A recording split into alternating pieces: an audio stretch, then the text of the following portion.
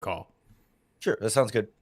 Perfect. Okay. Well, Lorin, we are live in the recording room for Bear With Me as everybody gets set and ready for a big time breakdown of what went on in a 22-27 loss in Minneapolis, which I got to tell you, Lorin, like, I know we're going to say this again. Because we're not yet recording the show, but that game was headed so far south that I can't help but feel like the arrow is way, way up. If only because after a massive roller. Okay, let me put it this way, Lorin. When you set that stage, right? It's 22-29. Fields has 2.5 minutes, which is a long time in the world of football, to drive and get some points. And the end result is turnover. Can it come in any better way than they took a sack, Fields battled it back, found another first down, and the receiver just managed to find a way to get stripped? Like, in the world of the future prospects of this team, that there's way worse ways for this thing to end. You know what I mean? Yeah, about as good of a loss as you can have. Like we're not taking that kind of victory per se, but at least feeling like this is where this is what progress looks like, even in a loss. Like this Totally. was clear steps forward for Fields especially, but the offense as a whole. I mean, unable to run the ball and still able to move the ball effectively in the second half. I mean, this was growth in so many different ways, and that's what matters in this season more than the win and the loss. To your exact point, Ryan Fraley in our comments section just said that somebody else is already playing the morals victories card and they don't want to hear it. I don't blame them. I mean, the last 4 or 5 years in the Nagy world has been rough, so I don't blame a soul that looks at this kind of situation and says, oh, come on, really moral victories? But I do feel like, Lorin, where I think I struggle is that the Bears getting pantsed by the Vikings for the first 3 drives of the game. That is about how I see this team. I feel like anything other than that is finding a way to get something out of poor talent. I mean, drops, miscommunications, Mustafa snapping the ball seemingly at random. These are all hallmarks of a team that is not as talented as the team across from them. Justin Jefferson on record, or like on literal record-breaking pace for a good majority of that game. These are all really bad. And I know that not everybody wants to hear moral victory. Like, I get it, but it can't help coming away from this feeling like the Bears had an emphatic dub in the second half. And given just how bad the first half was, I do think there's takeaway there. You know, you said Yeah. progress looks like a lot of things, but I mean, we'll talk about this when we actually start recording. I thought Williams needed his resume ready after the first couple. Static looks from the defense, next to no disguise. They were hanging dudes out to dry. But in the second half, they really did find ways to adjust. I couldn't catch it in the initial viewing because that's what you need all 22 for, but they found a way to stymie a Vikings offense that had a legitimate reason to continue scoring, so we can't just say they didn't want to, you know? And that kind of adjustment might be just as important as the defense or as the offensive like step forward that we saw, because obviously we're Bears fans, we obsess over the offense, but that defense was getting sliced and diced, and it forced the Vikings offense to make better plays than them. And sure, the Vikings got that late touchdown drive, but they are a better offense than the Bears. That's not surprising. The Bears just made them grind for it, and I legitimately think that that's solid. Yeah, we're getting into this like formula of what this Bears team is now, right? I mean, we know that they've always been this better in the second half team, but it's like they're also this incredibly frustrating in the first half team also. And you wonder like why does it take them until halftime every game to like figure out how to stop what the other team is doing when like the Giants last week and the Vikings this week, like these teams aren't coming out against the Bears and doing something unexpected offensively, right? Like Right. they threw to Justin Jefferson 7 times. We all knew that was what was going to happen. Or last week against the Giants, right? Like they ran the ball with Saquon Barkley over and over again, and a bunch of play action off of that with a mobile quarterback. It's like, yeah, these are not like the team came out on offense and did some things that the Bears just couldn't have possibly been prepared for. It was like, Right. no, this is exactly their MO, and you didn't figure out how to stop it until the second half. It's just that it's like it's both concerning and relieving, but more so concerning, I think, in terms of the inability to be proactive and have to be reactive during the game. Right. And I know so it's very common in settings like this for somebody to look at a bad result and say, wow, coaching sucks. So know that I try not to say it often, but when I'm staring at this Vikings offense going up against this Bears defense, and Jalen Jones, I'm going to get that wrong a couple times, I'm sure, but Jalen Jones is lined up right across from Justin Jefferson in the Bears' very obvious cover 3, cover 1 look, and then they just run an inside dig, and Jefferson is 4 yards open. I'm sitting here like, okay, what do we think we're doing? Because I'm not a defensive coordinator, and I'm like a guy sitting on his couch that has just watched all 4 of these Bears games, and I can tell you what coverage they're running. I'm not surprised. Kirk Cousins went 18 for 18 to open up the game. They are set, like, you are telling them what you're doing pre-snap, and you just don't have the guys to do that. So I have no idea what they did in the second half to switch things up, but they actually did manage to get some pass breakups to fluster Cousins a little bit. And I think that speaks to, like you're saying, I don't know what's going on. You talk about first half, like needing the second half. The first half offense looked like they had never played together before. Like, I mean, they literally looked to me like they were, that they just like met each other 3 days before the game and said, the very first play when, Kari Blasingame runs on the field with 3 seconds left, they think to play a game. Like the very first play off the sideline. Like, and was it the first play of their second drive too that they had the Sam Mustipher like aborted play? No, I think there was a drive between. It was the second game. It was the second drive. Yeah, on first down, wasn't it? Or no, was it second down? No, those are both first plays of the drive for sure. I remember if they were back-to-back drive. It's like out of the change of possession. Yep. You can't, like, that's the one that's supposed to be, you've had the most time to prepare for. Like, it's never excusable, but like, that's where it's least excusable. Like, on those situations, you have to have it right there. You do. And I mean, obviously, like, shades of Nagy, and everybody's going to be like, whoa, too much. But like the timeout, or like the timeouts that led to penalties, like that was as rough an opening as you could ask for. And you know what? If the Bears didn't close the game with Fields going 12 for 13, over 100 yards, multiple rushes for like 36 yards, and a 52-yard field goal, or like a 52-yard touchdown run taken off by a block in the back call, which, look, was the block in the back call dubious? Was it not? Truth be told, I don't care. Like, we saw the rep from Fields as he danced away from everybody and ran off into the sunset. And there is a point where I look at this and say, like, okay, look, everybody, full disclosure, right?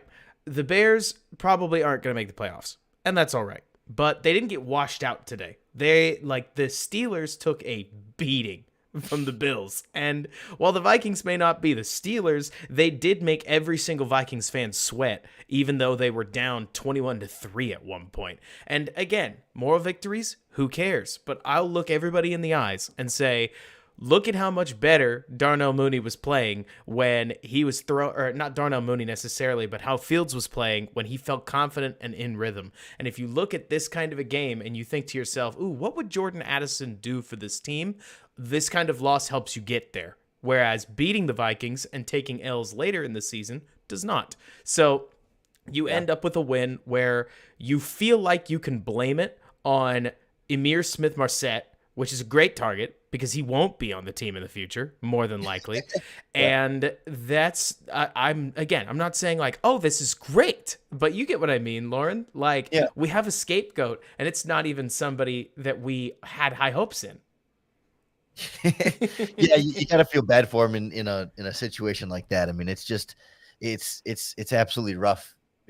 Him and Dante Pettis was also the receiver of a lot of the blame there as well. But yeah, it just felt like so much came together in such a clear growth path for Justin Fields.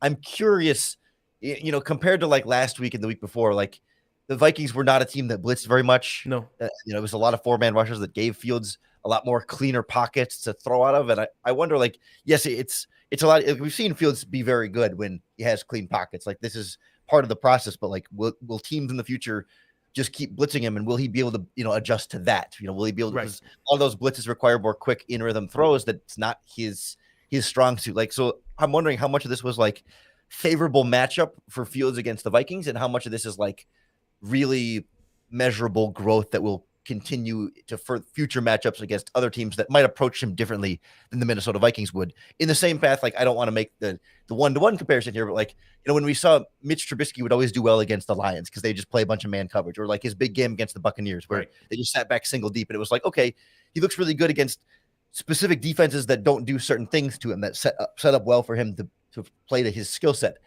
And perhaps, were the Vikings one of those teams for Fields, or was it clear? Like the pocket presence was so much better, and like that, does that translate to future games, or was that just offensive line played better and the Vikings don't blitz as much? Like that's what I'm really curious to see moving forward. It was low pressure. It was like the Vikings are not a great pressure team. The Vikings are not a great coverage team. Fields had his best passing game of the season. Those three things make a lot of sense together.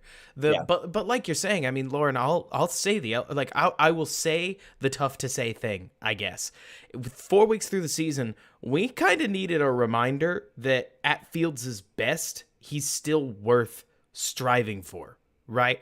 And that second half, obviously, like the Bears didn't end up winning, but in that second half, Fields, if he could repeat that theoretically, and that was his consistent floor, I think that that's something you could absolutely build off of. Now, can you? Like you said, we don't really know, but it was a nice reminder of this is why we care. This is why we're doing this. This is why he's still starting. This is all a growing process, and it's to try to get there. Right. And so we'll see. I mean, I will ask you this before we actually start the recording and repeat ourselves on some things. Did you think Harrison Smith got there a little bit early on that throw into the end zone for Darnell Mooney? Because all I know is for a minute I went, ooh, nice breakup, Harrison. And then I turned around, or then I looked at it again and I was like, he didn't turn around for the ball. His hand does seem like he gets there early. I don't know who would call it. But it's one of those, like, would you take that throw and give your guy a chance again? I'd take it. Like, at least it wasn't out of bounds. Yeah, I thought the throw was a little bit late, right? That Mooney breaks to the outside that there. Makes sense. It Fields was under pressure and rolling to his right, but there's just sometimes like it takes him that extra second to see it, trust it, and throw it. And that if he lets go of the ball a half second earlier, I don't think Harrison Smith has a chance to make contact on that play. Right. When you said was the receiver hit earlier, I thought you were going to bring up the 2-point conversion play. I thought the DB hit Pettis before the ball got there. I think they started pulling Pettis' shoulder back. Like he did still catch it, right? It wasn't like a drop, but like, right. You can criticize the play call for throwing it short of the goal line on a 2-point conversion. I thought the DB was there early, and I thought I would have seen a flag there. And that was a play that we've seen every team in the NFL run, and the Patriots ran it against the Bears in 2018 for a touchdown. And I remember that we've seen the Chiefs run. I mean, it's been a staple across the NFL now. But that 2018 game was the first time I remember seeing that play, and it's worked really well. But no, that was 4 years ago, and I think the league has kind of caught on to like stacking a third receiver run, and they know a screen's coming on that one. Well, and it doesn't help anything that bad teams make good play calls look bad. Right. And it's funny you mentioned the Patriots use it. The Bears used it a lot. They just used it to Cordero Patterson, and everybody on earth saw it coming. And so it's so funny the way that some of that works. You know what I mean? Where it's like you will see a good team execute mesh and everybody's open. And then you watch a bad team do it, and the two mesh guys bump into each other and fall down. And then the spot guy gets held, and you're like, oh, well, mesh sucks as a play call. Why are they running this? And it's like, no. Good teams make this work. Like the one readers where maybe it's something like slants and arrows where you're just reading one guy and shooting it from there. A bad team, both of them will get clamped down on because there's no deep threat. A good team, Aaron Rodgers makes it look easy. And I know not everything's Aaron Rodgers. Did you watch, by the way, the Giants-Packers game? No, I slept through the whole thing. Good. If there's one play worth going back and watching, just one, and it's very easy to find, it's Rodgers' first touchdown today. He just took the snap and rifled the ball out to Lazard. And honestly, if you blinked, you would have missed the throw and wondered how Lazard had the ball in his hands at all. Rodgers in particular is so fast on those just quick out RPOs that it's a nice reminder of just how different some of these quarterbacks are. Fields, if Fields works out to what we want him to be and he's able to catch up to the game a little bit, he's going to be a long bomber for the rest of his career. That's what he does. But Rodgers, it's a nice reminder of just how dangerous he is in the quick West Coast stuff, because the ball's out, honestly, sometimes earlier than it ever should be. Hits guys dead in the hands, and Lazard walked in for a touchdown off of that swing because it was as easy as it gets. But anyways, you ready to record? Yeah, 100%. Let's do this thing. 3, 2, What's going on, everybody, and welcome back to Bear With Me, a Chicago Bears podcast hosted by yours truly, Robert Schmitz, right here on the Windy City Gridiron podcasting channel. And I got a treat for you guys today, as I've brought in LockedOnBears' Lorin Cox, and we are here to break down the Bears' 22-29 gut-wrenching loss. You could even say, Lorin, it slipped through their fingers. How you feeling after this one? The win was yanked out of their hands right near the sideline when they could have gone out of bounds. It's one of those games where we're gonna remember the last play or the last meaningful play, but there's so much more to take away from this game, and certainly a lot to wonder about what could have been had number 17 there goes out of bounds and the drive continues for Justin Fields. Stunning decision, honestly, from ISM, because not only was going out of bounds presented right there to him once he shucked the tackle, but then obviously to fumble the ball away, that just made it hurt a little bit more. But I mean, I don't want to break out the word moral victories. You and I talked about this on the pre-show, but I will say there was a point in this game where the Bears had given up touchdowns on all three drives. They'd forced maybe one third down, maybe two third downs, but nothing. They'd put next to no pressure on Kirk Cousins. He'd completed 18 passes in a row, at least 10 of them to the one guy who wasn't supposed to catch any balls. If you could have chosen a defensive game plan, and the offense didn't even necessarily look like they could line up, make a check at the line of scrimmage, and not snap the ball on accident. I mean, everything was going wrong in this first half, and to see the Bears gut check, to find it, to go for it on fourth down, get a fourth down, to try the onside kick, to try the 2-point conversion, to get aggressive. We saw big steps up from a lot of players. I thought we saw the defensive scheme find itself and adjust well in the second half. The offense obviously pulled themselves together. Again, Lorin, it's the first year of a new head coaching staff, so I understand there are tons of Bears fans that have been here a lot longer than Matt Eberflus has that don't want to hear about moral victories, but this could have been so much worse. And to get to the end of the game with a legitimate shot at tying it and feeling the way that drive was going, like the Bears might have just found a way, that's a good spot. Certainly much better than where the Steelers are today, with an emphatic beating at the hands of the Bills. Yeah, it was a weird game where it's like obviously everything was so bad in the first half and things were turning around in the second half.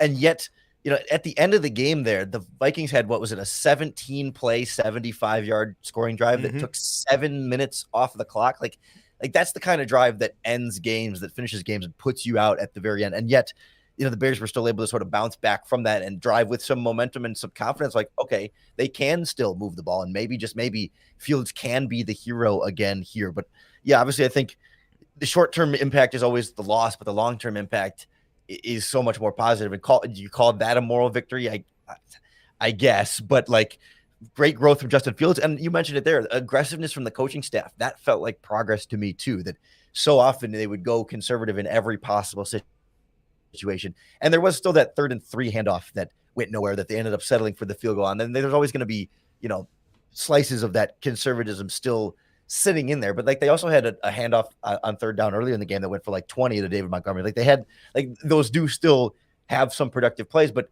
going for it on fourth down and pushing for a 2-point conversion there, like that felt like some progress and some learning from last week when maybe going so conservative still cost them against the Giants, which again, like short term didn't move the needle, but long term felt like steps in the right direction. Absolutely. And hey, I'll even go to bat for the coaching staff a little bit. If you're mentioning the 3rd and 3 that I'm thinking you are, the run up the gut, it felt incredibly uninspiring. It looked like Fields checked to it. So I don't know what call they had in.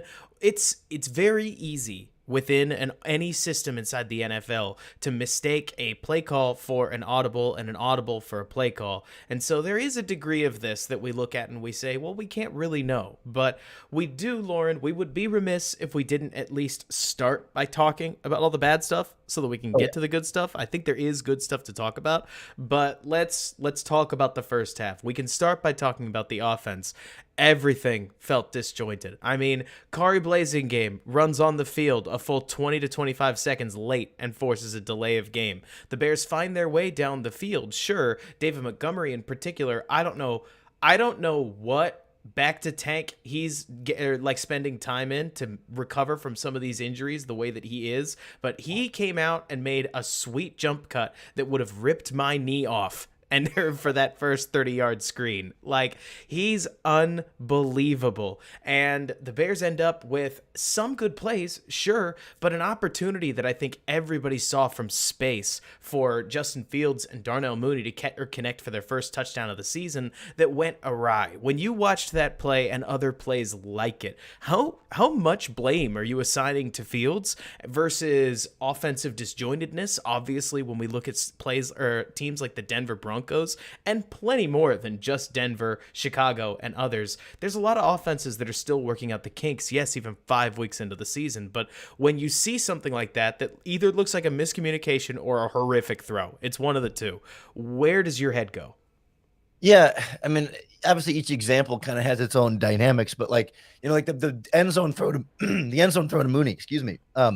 He's trying to throw it back shoulder there, and it's kind of a tight area of the field to throw to. And is Mooney expecting it to be that far back shoulder? Is that Fields putting it where he wanted it to be and Mooney not adjusting as much as Fields thought he would? Or was that Fields letting it get away from him just a little bit and putting it a little bit too far behind Mooney? Because I do understand Mooney is not a big bodied receiver, so you don't want to necessarily make it a pure like vertical 50-50 jump ball. So you put it behind Mooney as far as you can while still being in play to not give the DB a shot at it. So like, I don't hate the thought process there from Fields, but was that Mooney not getting far enough back shoulder? Like, or was there too much contact at the top of that where he's trying to work back to it? Or is that just Fields not getting the ball exactly where he wanted to? Or you get into like that second drive after the aborted play where Mustafa snapped it too early, and then he's trying to throw that quick out to Mooney, and Blazingame's sort of over there, and it's way behind him and probably should have been picked off. And it's like, that doesn't seem like that's where Fields intended the ball to be that far behind Darnell Mooney. So was that a miscommunication? Was the route not at the right depth, or was it cut too early, or did he just that was just like, did he lose a good slip on it? Like, we don't have good answers, especially not without the all-22, but even with the all-22, I'm not sure that we're going to have great answers on either of those plays. So it's like, I certainly don't find myself saying like, oh man, what is Fields doing? Right. It's not poor decision making. It's more just like, is that throwing mechanics, putting the ball not where he wants it to be, or is that just miscommunication with the receivers? And either way, it doesn't feel like something I need to be like super long-term concerned about, like him making some kind of mental mistake. Exactly. And then at that point, Lorin, I feel like you start to stare at the statistics and wonder, okay, how do we get out of this hole? Like, I'm sure you've thought about it just as well as I have. You can't keep faith in a young quarterback forever and past a certain point continuing to put in halves of sub 50 yards passing, especially when 30 of those yards came off of a screen, gets really worrying. So when Fields made what I think was just a pure physical mistake and left the ball probably about a foot too high for Dante Pettis on what looked like a cover 2 hole shot. We don't have the all-22. We don't know. And Pettis had both hands on it and dropped it. But Pettis is a replacement level player, so I'm not necessarily expecting replacement level players to make starting level catches. So it goes both ways. It's like, I've seen plenty of receivers make that kind of catch. For Justin Jefferson, who's literally just taller, like, it's an easy catch. But for Dante Pettis, it's an extremely hard catch that he made look impossible and certainly didn't come down with it. So is that a Fields mistake? I mean, maybe. Do quarterbacks make physical mistakes all the time? All the time, Lorin. You turn on any game, and whether it's Patrick Mahomes, whether it's Aaron Rodgers, whether it's Tom Brady, especially lately with Tom Brady, like, people will miss left, right, low, high for about a foot to 2 feet, and the receiver will just adjust and go get the ball. But when Justin Fields is sitting there at like 30 some odd yards, I think it was 34 on 6 attempts, you start to get a little worried. And then Darnell Mooney came through with one of the best catches I've seen in a Bears uniform since Marty Booker hauled in a really bad ball by Kyle Orton years ago. What did you think when that happened live? Because I could barely believe it. Yeah, it was a nice reminder of like, oh yeah, Darnell Mooney is really good. In case you had any doubt, like, it was nice to like really see like special playmaking ability when the team needed it most. My second thought was, was that a route that needed to be a spectacular catch? Like, if you could, like, was that a reflection of the quality of the pass, right? I mean, like, is a more accurate ball there more easily caught? And I don't want to take anything away from an absolutely great play by Darnell Mooney when they needed it the most, but like, in that same context of like, Fields has been just a half a yard off in any direction on some of those throws in the first half, struggling to get fully into rhythm there. Mooney made it a miraculous completion for Fields, but I wonder if a more accurate ball would not have required such a miraculous catch. And of course, some of those concerns were alleviated in the second half when the rhythm really got going.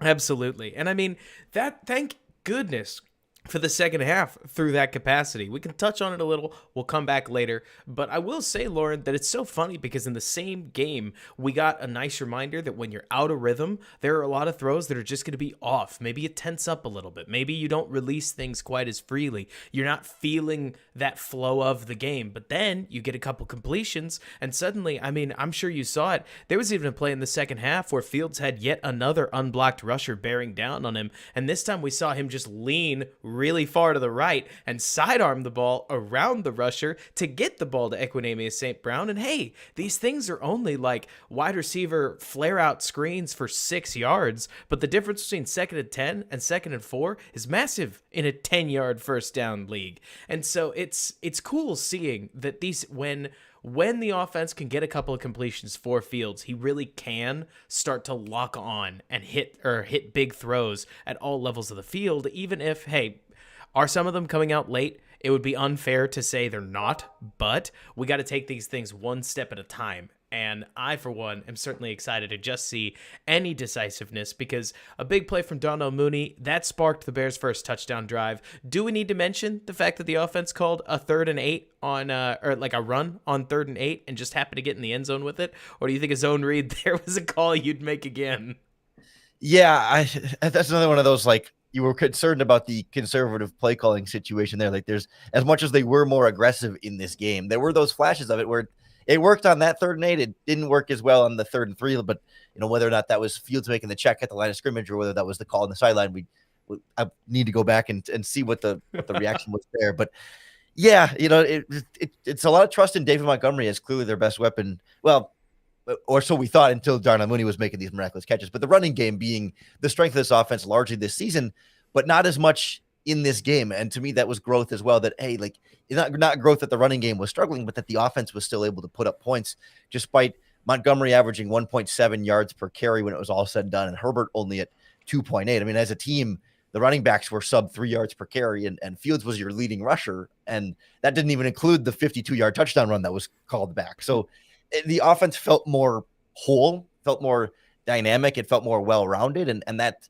certainly showed itself in the second half too. No kidding. I mean, for crying out loud. A lot of people talked about this on Twitter leading into the game, but the Vikings defense is just not very good at stopping the pass. I mean, they don't rush the passer well. They don't cover receivers well. They give up a lot of yards per pass. I believe they were giving up 7.74 yards per pass entering the game. So being able to pass the ball should have been a given, but all the same, you take the rush away from the Bears, and you might as well have put both of their arms behind their back at that point, the way that they've been playing this season. So to what you're saying, the fact that they were able to then call a bunch of pass plays, all the same, and actually generate 22 points of fair-earned offense. I mean, these weren't crazy short fields. These were finding a way to get into the end zone, even with some nifty play calling like the Velus Jones end around for a touchdown. So you got to give some credit, or at least tip the cap to, this is a much better, like this today was a much more encouraging day, in my opinion, than the 23-20 win over the Texans, where everything about the passing offense looked abysmal. Because if the Bears running attack, what running attack is perfect, gets taken away from them and the ball is in Fields' hands, this was the kind of game to make you feel like, hey, maybe they're not completely dead in the water. And that's honestly really nice. The Bears took, it's 2 sacks, right? It was 2 sacks on the day?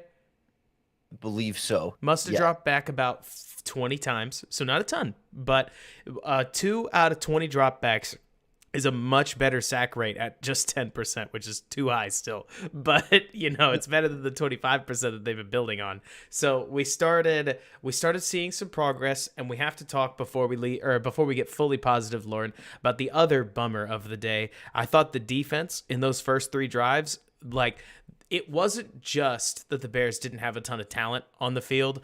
I did not think the scheme helped them look any better than they were.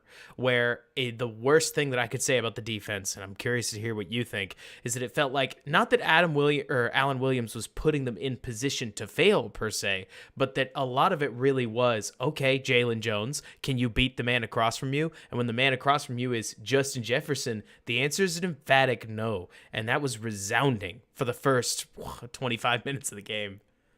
Yeah, it just didn't feel like they were helping them, right? Like maybe they weren't hurting them specifically, but yeah, I mean, I felt like there were 7 or 10 targets on Jalen Jones, not just against Justin Jefferson, but that first half, it was over and over and over again to wherever Jalen, like, they'd even put Jalen Jones on the other side of the field. They'd go field and boundary side sometimes, and like they would still find where he was and throw to the receiver nearest to him. Like they clearly saw that as the matchup to go after, and it was working. And I was surprised they didn't do more of it in the second half. I mean, and we'll get to that in a little bit. It was hard to tell exactly what adjustments the Bears made there, but a lot of just lining up and showing you what they're going to do, and a lot of single high coverages, because I think they wanted to stop Dalvin Cook, and they did a better job of that, I thought, in the first half. That there were times when he was able to escape and get free, but there were a few of those drives where they stopped him in the backfield a few times and put the Vikings in some longer down and distance situations. But then the Bears were playing so far off in coverage and so predictable in coverage that the passing game was able to overcome a lot of what they were doing in that regard. So it was a tough mix. And when you combine a lack of pass rush on some of those plays as well, there was just no answers for what the Vikings were doing. And that's how he goes, 17-17 to start the game. Yeah, it was either 17-17, 18-18. I don't know what Cousins eventually got to, but there was a point where my own father texted me. He was like, I'm sorry that I ever raised you to be a Bears fan, and I don't know if there's ever been a game where a quarterback never had an incompletion, but we might be pushing for it. And it's like, things were dire all across the board. I mean, you talked about scheme. I agree. I mean, the Bears defense was, at least in my opinion, showing fairly static looks. I mean, Lorin, we have seen so many different tools all across different defenses: disguises, man match principles, mug pressures, simulated pressures, blitzes. I mean, not all of these need to be newfangled necessarily, but the Bears were lining up in very static linebacking looks, just with 2 to 3 linebackers off the line of scrimmage in standard position. And if they had one high safety with corners playing off, it was cover 3. If they had one high safety with corners playing press, they were in cover 1. I mean, these were the predictable high school textbook looks that if you were going to write a book about like coverage 101, you'd show a bunch of these and be like, that's cover 1, that's cover 2, that's cover 3. And then at one point they rolled from cover 3 to cover 2, and they finally got Kirk to hesitate for the first time all game, but, well, it's just vanilla cover 2, so he found the cover 2 seam and fit the ball to Justin Jefferson, who was wide open for a third down conversion. I mean, it's not necessarily like, don't get me wrong, I don't think the world of Justin Jones or necessarily the Bears defensive line, but it did feel like all of the modern things that we've seen so many different people popularize, and certainly that we saw Sean Desai and Vic Fangio experiment heavily with over the last couple of years, had just vanished in that first drive, and that we couldn't have made things any easier for a Vikings offense. And hopefully we don't see shades of that again, you know? Yeah, it kind of speaks to this idea of like how the Bears just struggle out of the gate to stop what seems to be predictably coming from the other team. Like the Vikings, we knew exactly what the Vikings would try and do offensively, and the Bears just didn't. They seem to like the plan seems to be like, okay, we're gonna start the game doing like our defense the way we want, their sort of like plain regular defense, and then we'll see what they do against us, and then change up our defense to match that. Like there's not that proactive coming in saying, right, you have a pretty good idea what they're going to do, and here's what we can start with to counter that in advance. More, it's like, we're going to play our game and see if they can beat us, and then, okay, they're beating us. Let's change our game now and make sure that they stop beating us. And it's like, well, why not take the first that step at the beginning before waiting to see how your more vanilla stuff is going to play out? Because, it's predictable. Right. I mean, that was a sweet, just an answer. Like, that was a great example of the way that I feel like the coaching staff is adjusting. Look, I am not a huge fan of running a defense that was popularized in 2005. I mean, it's not that I feel like we need to be bleeding edge in everything, but I am a capital N nerd, and I like running modern, trendy, hip defenses, you know? But within that, I got to give Eberflus some flowers, and maybe it's Alan Williams as well. It feels to me like they do a great job tailoring the defense. Like you're saying, halfway through the game, they say, okay, when they line up 3-by-1 detached, you are going to do this when they do this. Like when they try to go under on you, pass it. Take the other guy. Like we're attaching this to that coverage. We're going to tailor that coverage. We're going to take our cover 2. We're going to run it a little bit differently when they put Justin Jefferson on this side of the field. Like they did a really good job of that. And I can't wait to see what goes on in the All-22 because I do think the results kind of speak for themselves. The Vikings scored 3 extremely easy touchdowns and got 8 points the rest of the way off of one drive. And not to mention a sweet takeaway by Kindle Vildor. I mean, how has anybody else looked better or like taken the step that Kindle Vildor has on this defense? Because he went from fans wanting to cut him immediately to honestly, he looks like a starter. I mean, that was a really wonderful jump in off of like a standard cover 2 scenario where it looked like Vildor just saw it, read it, and made a play. What'd you see? Yeah, no, exact same thing. Like on the replay, like Vildor's that they're rolling towards Vildor's side, and he turns his back to the sideline, and he's like looking towards the middle of the field. He's like, oh, I've had this rollout thrown at me. It was 20 times against the Giants, and now another 15 against the Vikings. I'm starting to figure out that when they're all rolling this way, he's going to try and throw back to this intermediate crossing route. So he literally like turned and basically like abandoned his zone and was just like, here they come. Are you going to throw the ball to him? Because I know where you're going to go with this. And Cousins never saw him coming across the middle of the field. I said the same thing on Twitter. Like, has there been a more improved player on the Bears from last year than Kindle Vildor? And someone said Eddie Jackson. And I'm like, I guess he's been better, but like we knew what Eddie Jackson was capable of before. For him, it was like it's getting back to it's returning, and for Vildor, it's growth, right? Like who's grown the more? I don't think it's growth from Jackson. It's getting back to where he was. But like Vildor is the player that, like you said, did not belong on the field last season. He just didn't have better options. And this year, like especially with Jalen Johnson out, he's probably your best cornerback right now. And that's not that it's a huge bar with 2 other rookies, but like there's real progress there that has been fun to watch. Oh, yeah. And I mean, I am a massive Eddie Jackson fan and have been even through the hard times.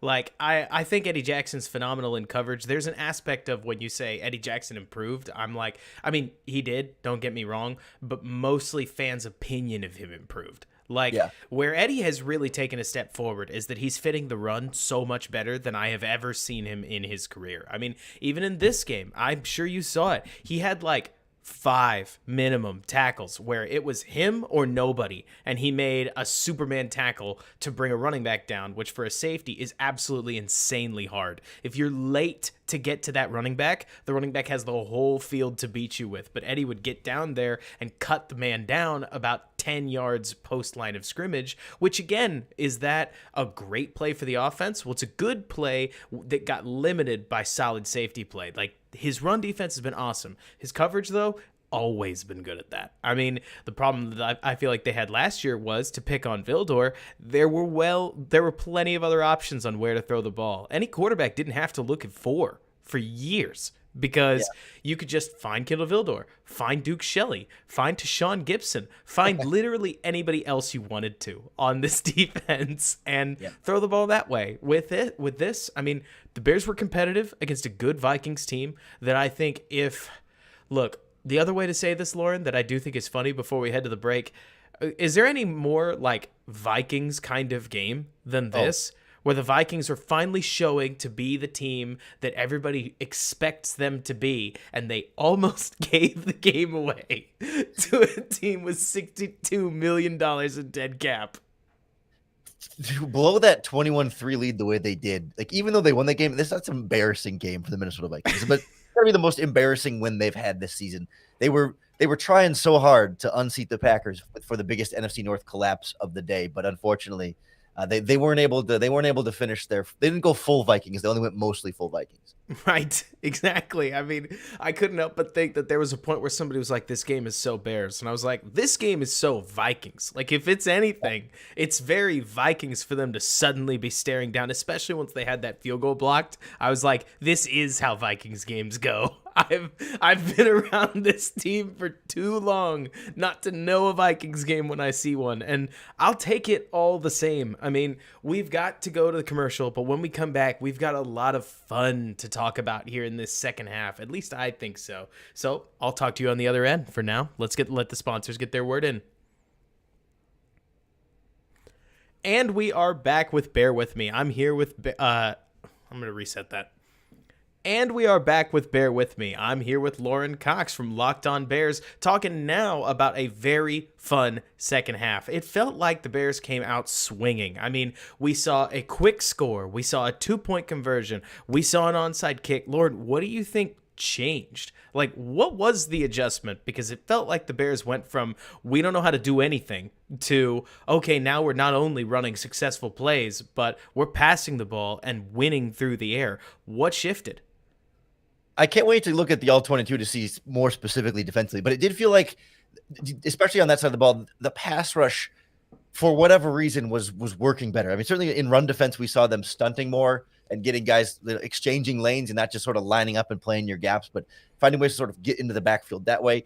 And defensively, I don't know that they blitzed like an absurd amount, but it felt like more than in the first half. Like I remember there was a play where they brought like Kyler Gordon off the left side and Robert Quinn dropped back into coverage from the defensive line. Or there were a few times when I'd see a linebacker running after the quarterback in the backfield. Like the pass rush was coming from different places, because so often in the first half, it's like you got your 4-down linemen and the linebackers and cornerbacks are all in a line 5 yards off the line of scrimmage. And there's no mystery where the pass rush is going to come from. And when you know who those 4 pass rushers are, also which pass rushing lanes they're going to occupy. It was pretty much just 4 guys straight up rushing upfield, trying to win their, 4 1-on-1s and a double team, or 3 1-on-1s and a double team. And this is not a defensive line that is good enough to be able to do that. But it felt like in the second half, more twists, more stunts, more, roll like a blitz off one side and dropping back on the other, where it's not even you're not setting the house or anything. You're just changing where the coverage players are and where the pass rushers are in a way that's much less predictable for Kirk Cousins and that offense. And we've known for a long time. I mean, every quarterback struggles with pressure, but Kirk Cousins, especially when you can get him off of his spot and disrupt that rhythm, he crumbles quite a bit. And we saw more of that on those drives, with the exception of that final 17-play drive at the end of the fourth quarter, where things got rolling a little bit more in the running game for them too, and it kind of opened things up that way. But like, it felt like progress in that regard. And then I think the aggressiveness offensively to do the 2-point conversion, to do the onside kick, to say,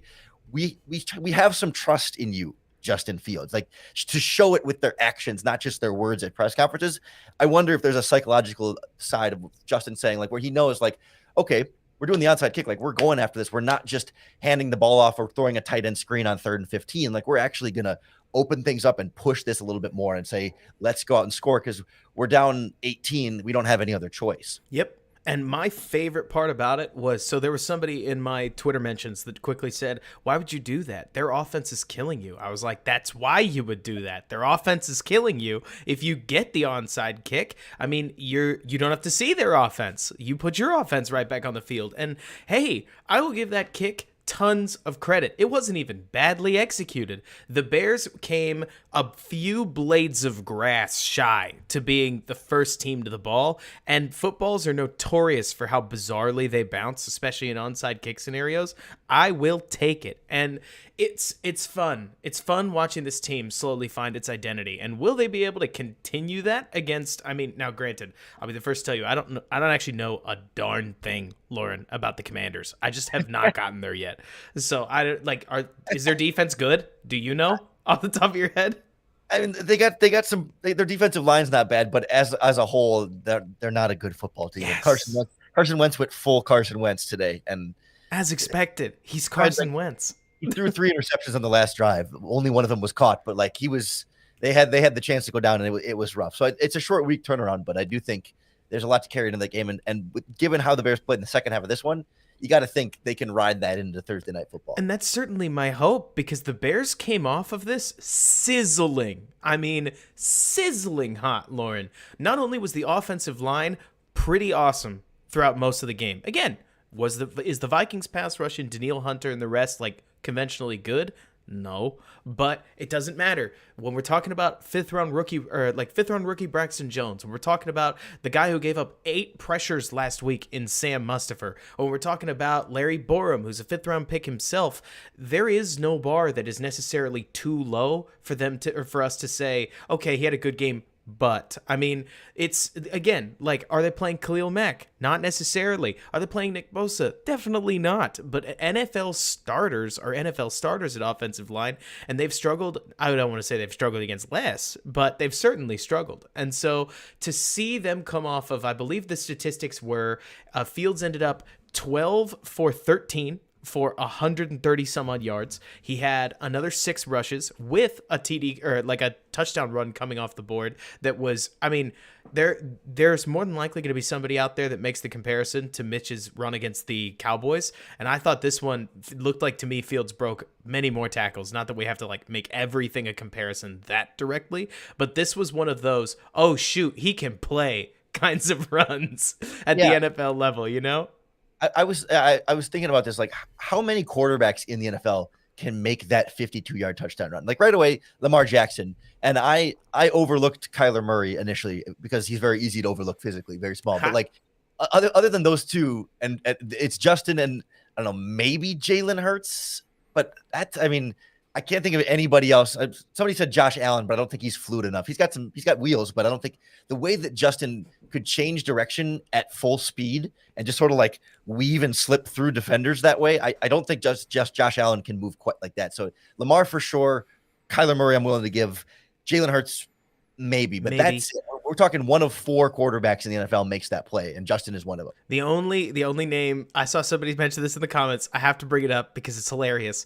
If Daniel Jones is full health, sometimes you never know with that guy. I mean, he seems to just pull magic out of who knows where every once in a while, and then he'll remind you he's Daniel Jones. But all the same, I mean, for that to be in Fields' bag is wild. And there's frankly an even more important run that I want to highlight, or a 2-play series where the Bears are, if memory serves, it was like 3rd and 9, 3rd and 10. I can't remember. I'm not an encyclopedia, unfortunately. But it was 3rd and 9 at like the 40-yard line. Fields drops back in the pocket, doesn't like what he sees, kicks the ball into the flat, took the check down to Cole Kmet. Cole Kmet gets tackled for a 5-yard gain. It's 4th and 4. The Bears go for it. Fields doesn't like what he sees, pulls the ball down, picks up the yards, and Lorin dives head first to avoid a hit. That's great. Like, there's a bunch of the contexty semantics of this game that are really fun as far as watching Fields progress, because he took less hits. He's starting to take what the defense sees in front of him. He's still a little late on some of his reads, like the throw that he had on Dagger to Equanimeous St. Brown, the first big one that he uncanned that was really pretty looking.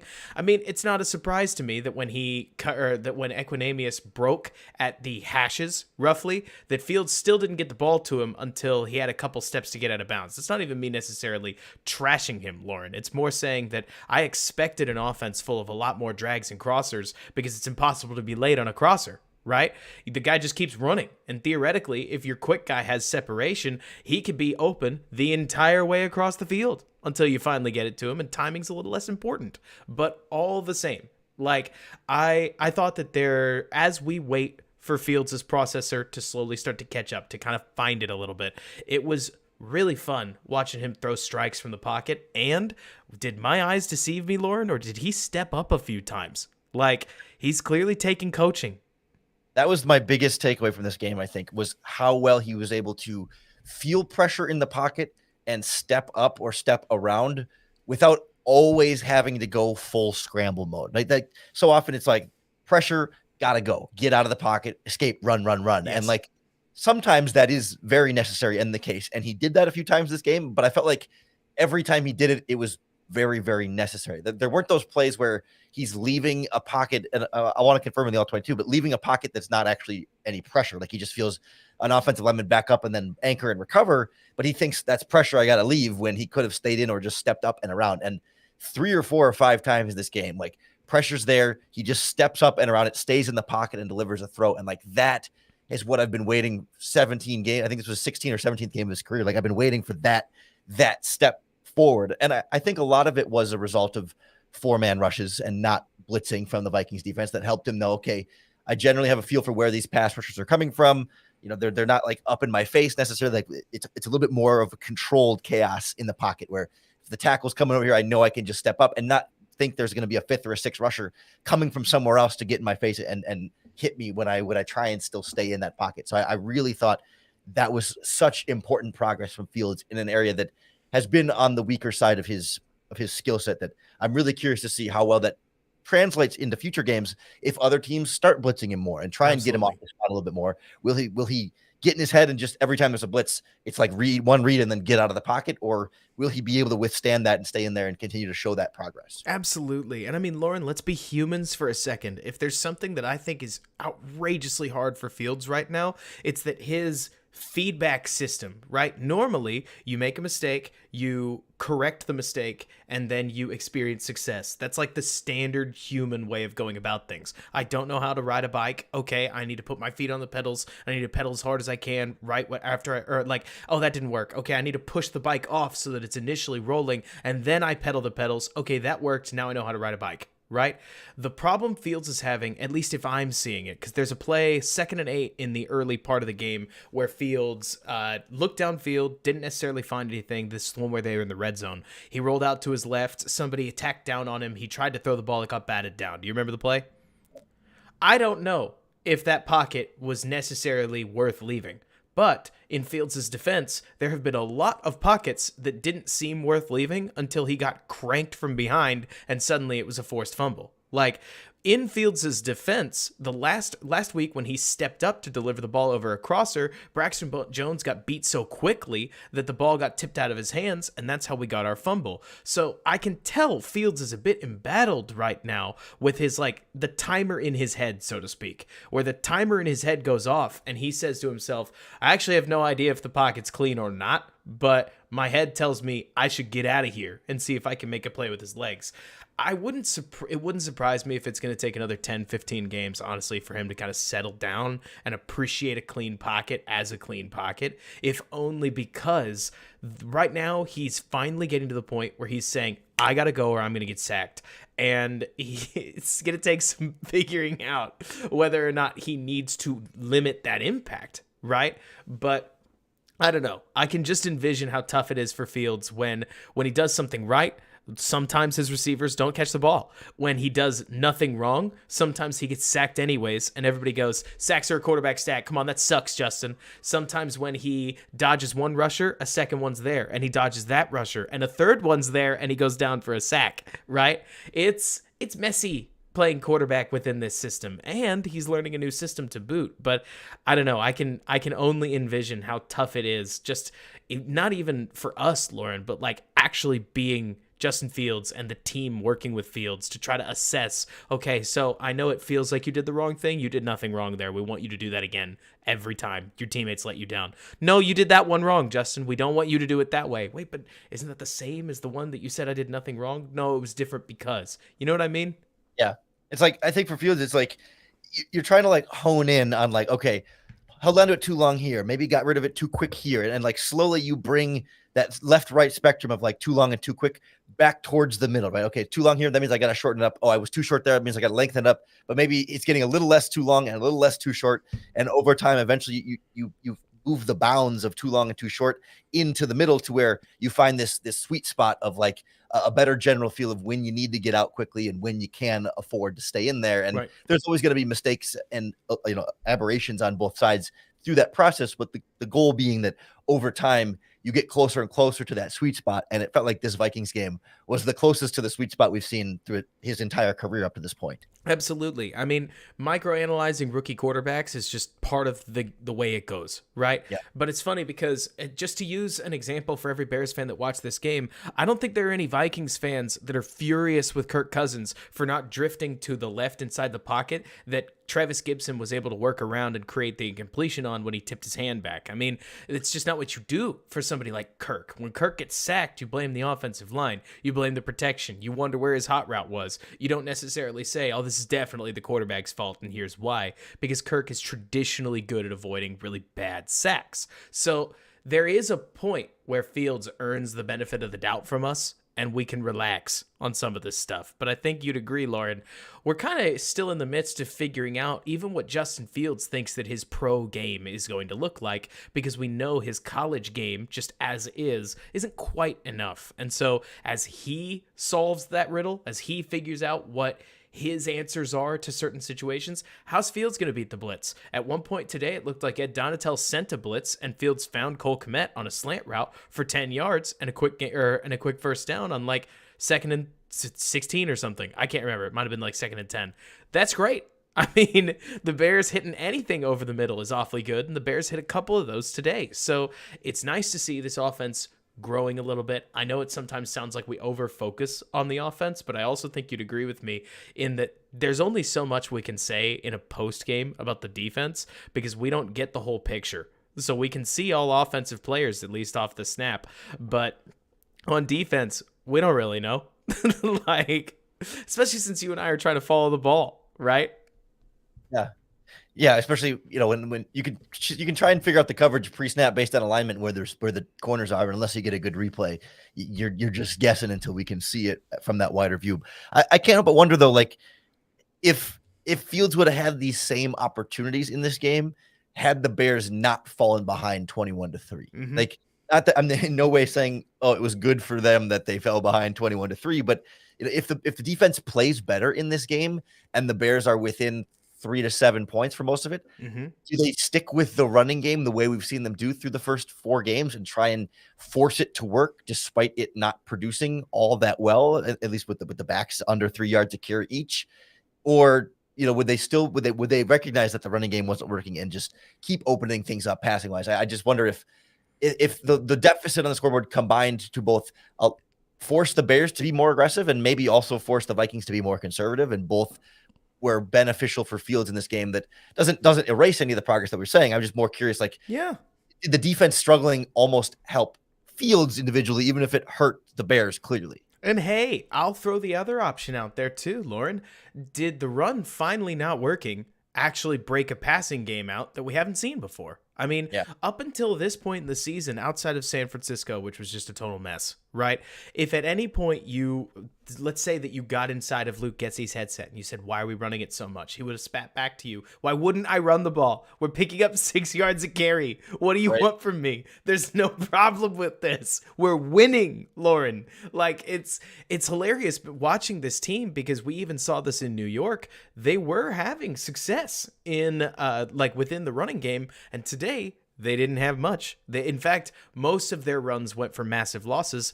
I do object, by the way, to leaving an edge unblocked on a bootleg fake that you toss the ball, because I don't think the fake is quite quick enough. And I think that play design, that's one of those where I think if you ran it in practice and Travis Gibson was told, hey, play this normally, he would have blown it up too.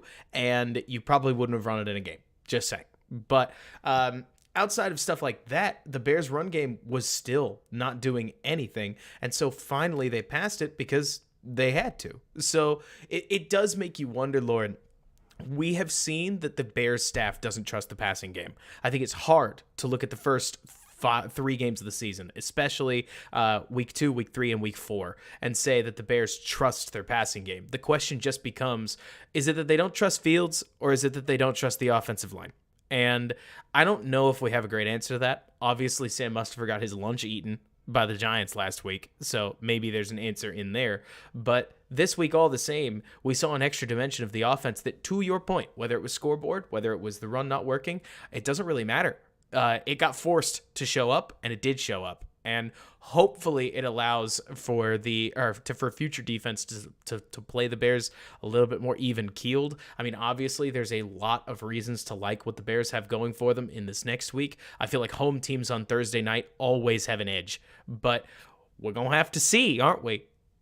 Yeah, to your point, like, do they trust the offensive line? Do they trust their receivers? Like, it was a lot easier for them to trust their offensive line against a 4-man rush in Minnesota that you're just not going to get those extra blitzes. And like Zadarius Smith and Dylan Hunter are both very good, but they're not Nick Bosa good. You know what I mean? So it's like, I don't want this to be trashing the Vikings' talent, but just schematically, this was a more favorable time for this offensive line to be able to trust them a little bit more. Certainly Washington next week, not a good secondary, but their strength is going to be on their defensive line. So we'll see how much they trust them again, and how much they trust Mir Smith-Marset and Dante Pettis in that game as well. We'll see more Velus Jones too. And if N'Keal Harry pops up too, do we just keep both Pettis and Smith-Marset on the bench and roll with those 4? That might be, there's a lot that could change between now and Thursday. And it'll be fun to see what kind of adjustments they make, or if we see the same kind of first half, and it's all second half adjustments again next week too. We'll see. I'll be the first to tell you that I am actually a little on the flabbergasted side that on Valus is like, I mean, he must have had like 5 offensive snaps. And so when they pulled him across the field, I am a bit stunned once I saw Valus caught that pop pass that the Vikings hadn't seen it coming. It felt a little on the predictable side, but it worked, and I don't care. If you had final thoughts on the game, Lorin, what you got?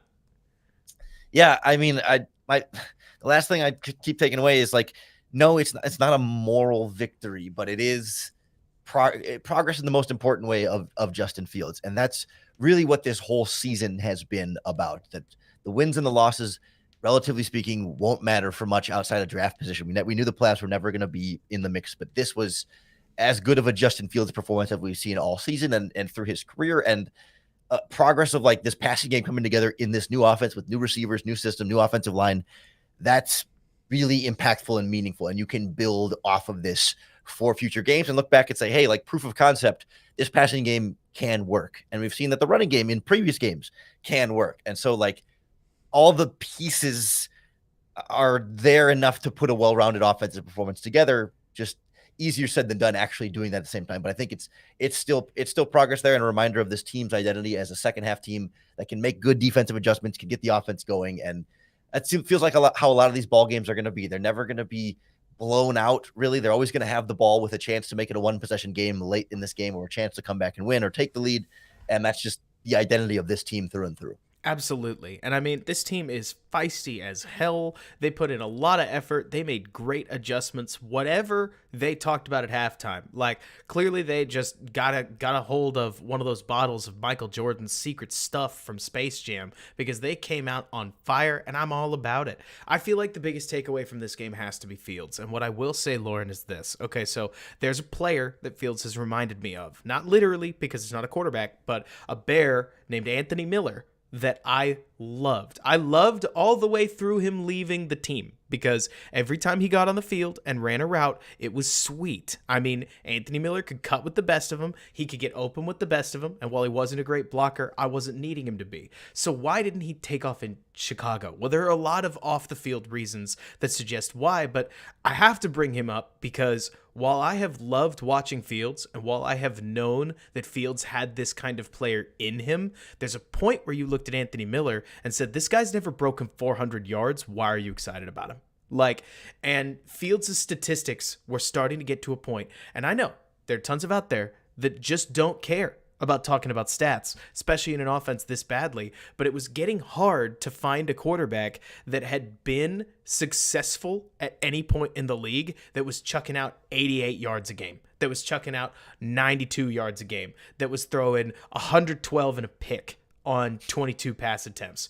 Like, it was getting bad out there, Lorin. And so it's silly, it's simple, but something like 208 yards and a TD is the kind of result you would expect of a quarterback that actually has a shot to be successful. I mean, then you bring the context in, right? You say, not only did he play really well, but per Aaron Lemming, Bears quarterback Justin Fields accounted for 255 yards out of the team's total 288 yards. So Fields was kind of the whole offense today and still had a performance that was fairly successful by all notes.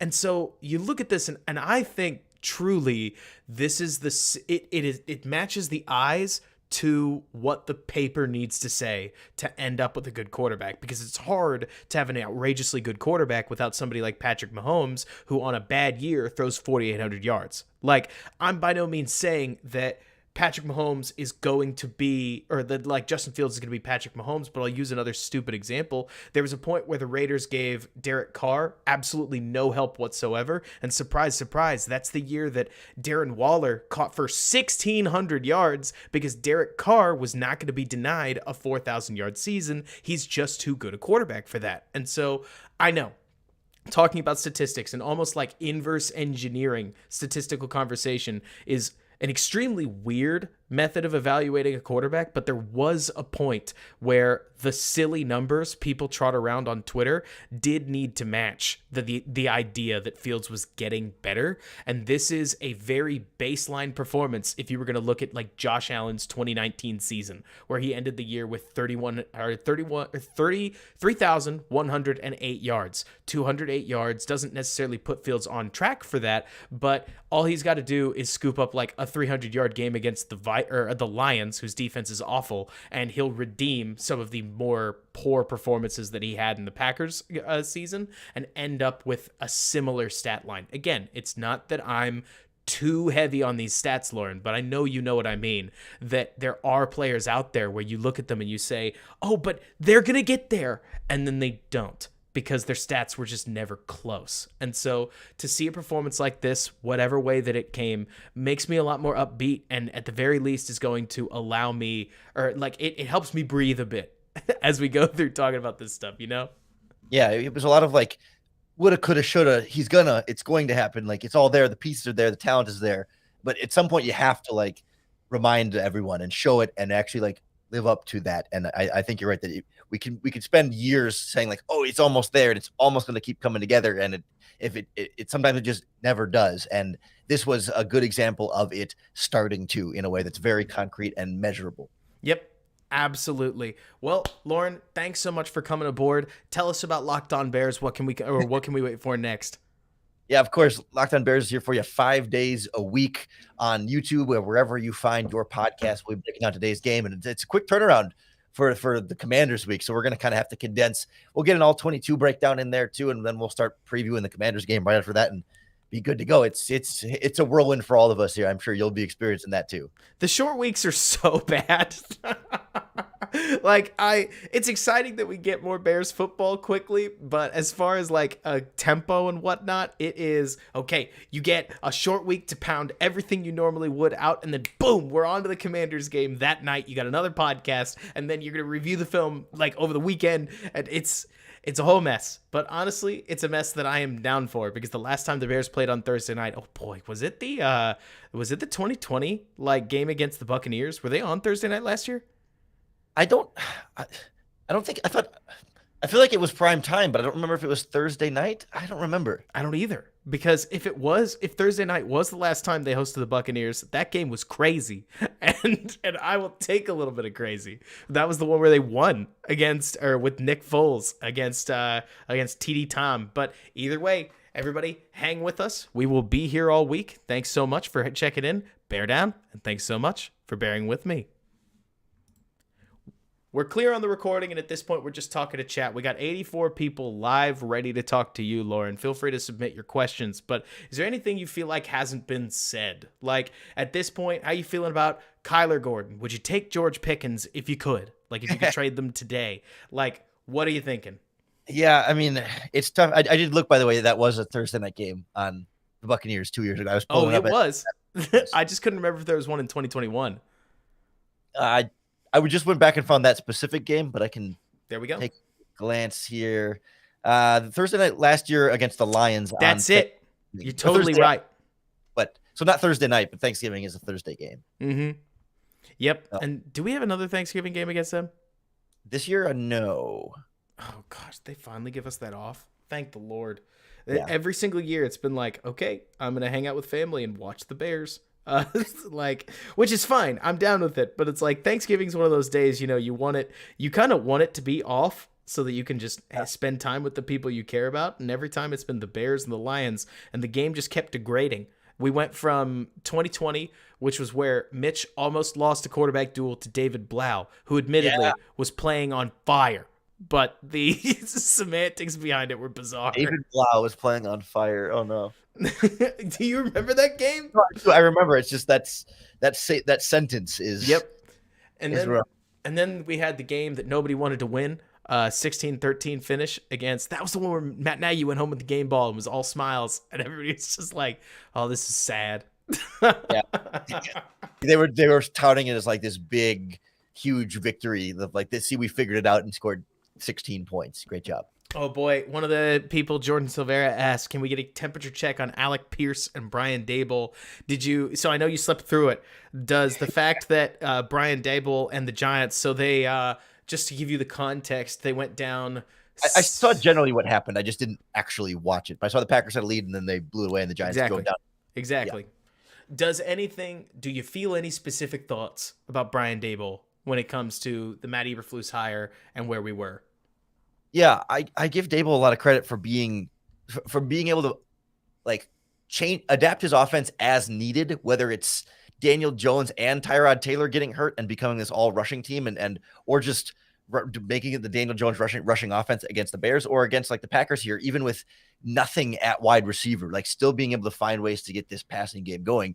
I will say it's a lot easier when you have an Andrew Thomas at left tackle and an Evan Neal at right tackle, 2 first-round picks to bolster that offensive line. I know they're not great on the interior, but like I think the difference you're seeing there is 2 first-round picks versus 2 fifth-round picks at the 2 offensive tackle spots that can really anchor a lot of what you want to do with an offense. And also, Daniel Jones, he's not good, but he's in year 5 or year 4, year 5. Right. Like he's got a little bit more experience in general under his belt than Justin Fields. He's just experienced more as a whole, but still, like, I give Dable credit because like they were a team during training camp. Remember they had like that big fight and like one of their coaches didn't punch, but like was physically aggressive to a player in a way that like you are not allowed to do, and it looked very dysfunctional. And I was like, Dable's a good offensive coordinator, but is he a good head coach? Like, are they gonna fall apart there? And I'm still like, yes, they're 4-1, and like I don't want to take that away from them, but I don't see them as a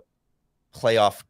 Not maybe a playoff team, but not a Super Bowl contender, right? Like there's still real limitations there, and they've still beat a lot of bad teams. And like Green Bay absolutely fell apart. I don't want to say like Green Bay is all of a sudden a bad team necessarily either, but I just think come back to me 10 weeks from now and see where the Giants are, because I just think talent wise they're still in a very similar type of rebuild on the fly position that the Bears are. They just had some things go their way and some easier opponents, maybe a little bit more talent natively already on the roster that Dable inherited. And if Dable was in Chicago, are the results, I don't think the Bears are 4-1. I mean, no, I doubt it. I mean, if anything, like credit the trouble for me with Dable, as much as I would have been super duper excited about if Dable had come to Chicago, I get the vibe, man, that like that was just never going to happen. If anything, I feel like Joe Shane and Brian Dable were always a bit of a pairing, and that the rest of it was theater, because you can't obviously have a quarterback, like a quarterback head coach pairing, so to speak. But it makes me wonder if there was any interest from Dable's side, because I mean, you've seen this with free agency all the time. People get mad when X player signs with Y team and not the Bears, and sometimes it's like, well, did they want to play for the Bears? Because they may not have. But all that to say that I think it's fun what Dable's doing over there, but I got to tell you, games like this do have me excited. I mean, this is probably me just drinking Bears Kool-Aid, and I get that. But if Eberflus can stay aggressive, right? He doesn't have to be crazy aggressive all the time. Just like, can I be honest? Reading the tea leaves and saying, we're getting destroyed on defense. We need to take every chance we can. Yes. That's it. Like that's all I'm looking for, is just an honest assessment of the game. And so there are really good defensive head coaches that have become CEO style coaches. I'm looking at you, Mike Tomlin. I'm looking at you, Pete Carroll, even though the Seahawks are weird. Actually, no, they're extra weird this year because truly, apparently I haven't watched Geno throw. He's balling. But it's wild to see like how or where they're going. I mean, Akusai, I hear you saying going for 2 was a bit premature. The idea behind that is that there's no difference between being down 5 and down 4, that they are the same. And so if you go for 2 down, or like at the time you're down 5 and you don't get it, same, no different. And if you do get it, now it's a 3-point game. So I hear you, because from an emotions perspective, there's tons of this stuff. I know you know what I'm talking about, Lorin, where like we've been conditioned to think that if you fail on 4th down, the game must have just ended. And that's not really always true. I mean, plenty of times, just like the onside kick. Oh, you didn't get an onside kick? Well, the game must be over. No, they just have the ball at the 45, which is easy to get to anyways. So it's weird as we transition into just really thinking top down, like, is it such a bad idea to give yourself a 15% chance, maybe 20 if you catch them off guard, of recovering the ball in exchange for 30 yards of field position? But it's weird. Like, or it's not weird. It's a different way of thinking about it. And honestly, if Eberflus can keep this up, the chances of him becoming like a McDermott, I mean, hey, that'd be great. Like, I'll take it. Yeah, there's always I'm with you 100% that, like, yes, more aggressive. They need to be more aggressive. And the problem is you got Brandon Staley now today in the Browns Chargers game. He's up 2, has it fourth and 3 from midfield and goes for it on fourth down, throws incomplete, and sets the Browns up for a game-winning field goal attempt that they missed. But people are all over Brandon Staley of, like, the Browns had, I think, 1 timeout or 0 timeouts left. There was like a minute left in the game, and they could have just punted it and made the Browns drive the length of the field with no timeouts and a minute left, down 2, as opposed to, like, going for the jugular to kill. And people are getting all over Brandon Staley saying, why did you do that? It's too aggressive. These analytics people are getting out of control. And I did see that they ran the numbers on it, and actually there was a higher win percentage going for it on fourth down there than not. But it was like 88% success chance on going for it, 76% win if you punt there. So, like, it wasn't a god awful decision mathematically, but it just looked really bad that it's literally set the Browns up to attempt a game-winning field goal that they just missed, and otherwise would have cost them the entire game. So then now there's always that reverse reaction when someone's too aggressive in one of those moments. And I hope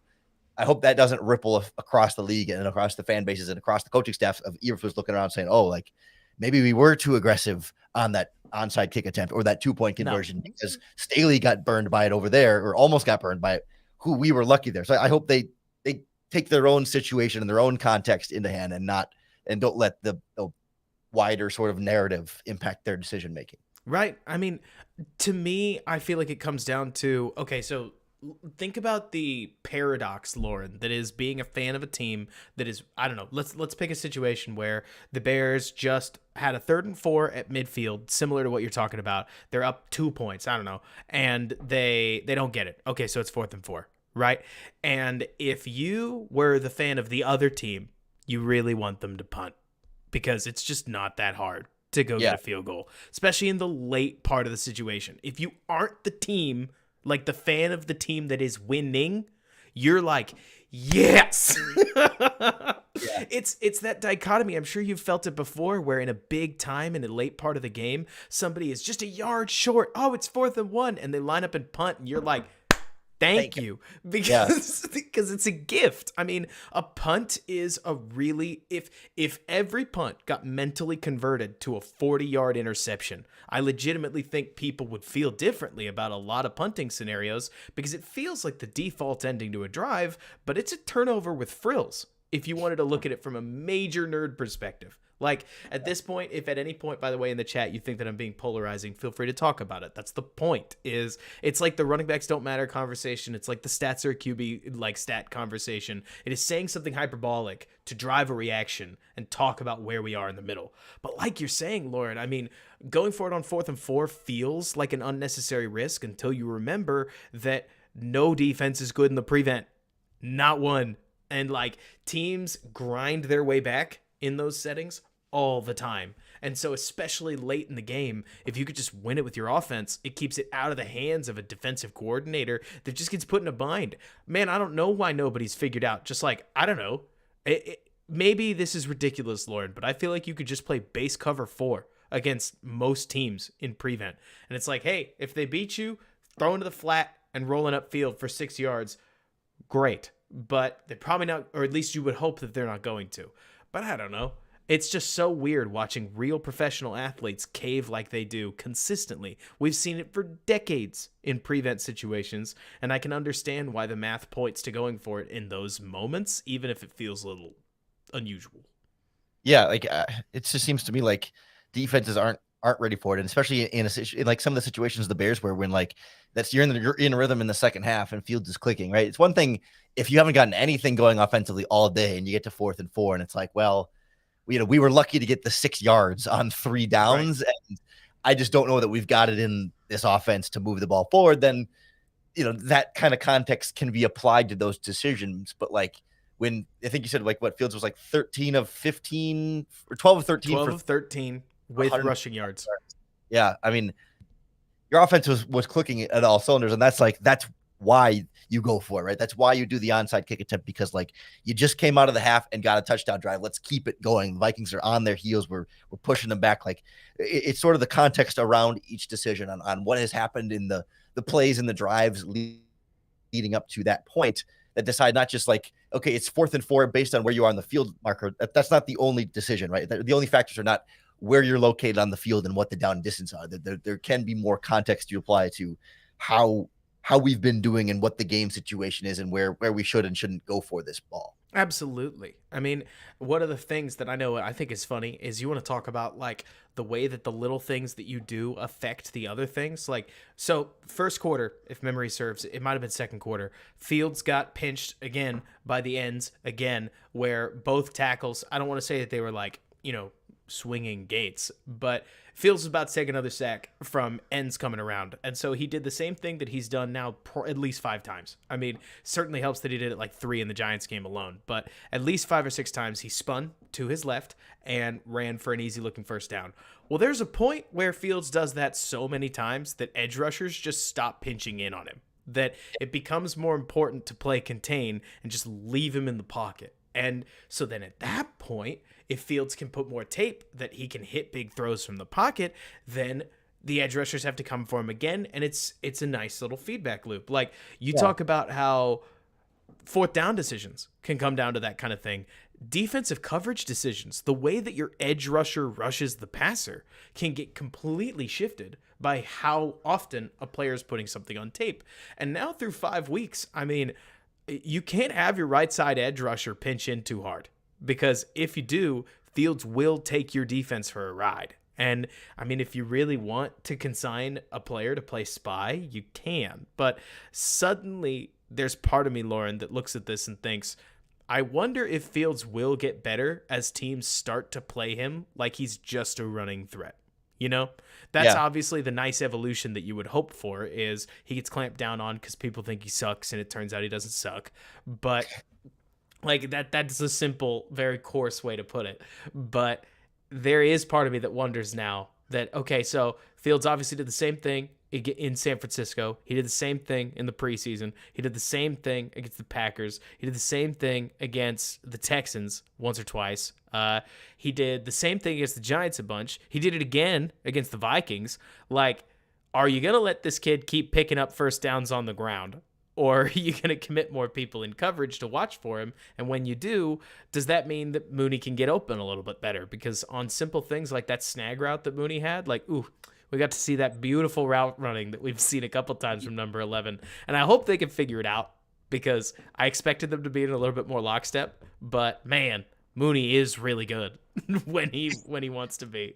Right? I mean, it's another one of those like Fields where it's like, you need to see it, because people outside of Chicago were saying like, is Mooney overrated? Was he not a number 1 kind of receiver? Is he not a 1,000-yard type guy? Like, was last year just sort of a flash in the pan kind of thing? And like we saw a little bit against the Giants, I mean, about 90 yards on 3 catches, but like the types of route running and spectacular plays in this one too, like back-to-back weeks, Darnell Mooney is who we thought he was. And those first 3 weeks were not a reflection on his ability individually, just a reflection of the offense as a whole, which is obviously still figuring things out.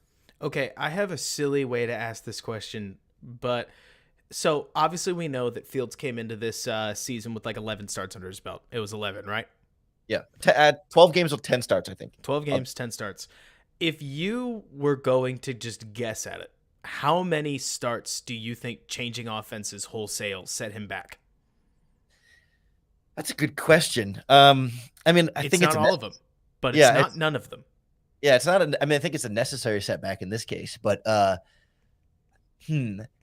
was thinking, I guess if we're going with 10 starts, because the Pro Football Reference has him with 12 games, 10 starts. I don't know if there are some of those games that he played most of that but doesn't count as a starter. I don't remember. One of them is the Rams game. That doesn't count at all.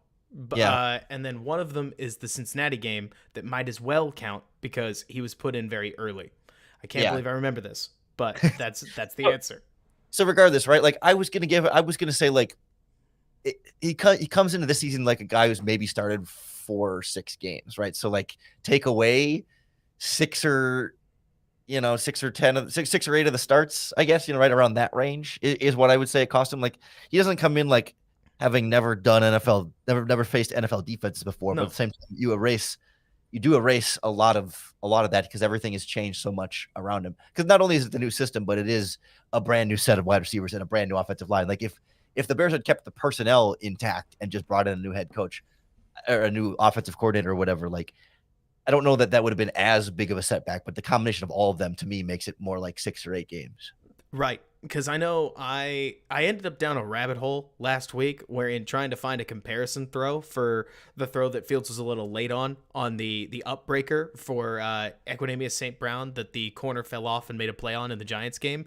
I ended up watching a bunch of Fields' college tape again, and I was shocked at how much more anticipatory he was in Ohio State. Yeah. It's not that every throw was made with anticipation. He was late on plenty of them, as a matter of fact. You wouldn't call it late. You would have said that he steadied his target and then he found him when he felt like it. But in the NFL, that looks like late. Anyways, there were a bunch of college on time, but NFL late. Yes. Exactly. Especially when you're throwing to Chris Olave and Garrett Wilson, for crying out loud. But so, anyways. Yeah. Right. There was a bunch of these throws though where he looked so much more anticipatory, and I thought, what's the difference? Oh, he's in the second year of that offense.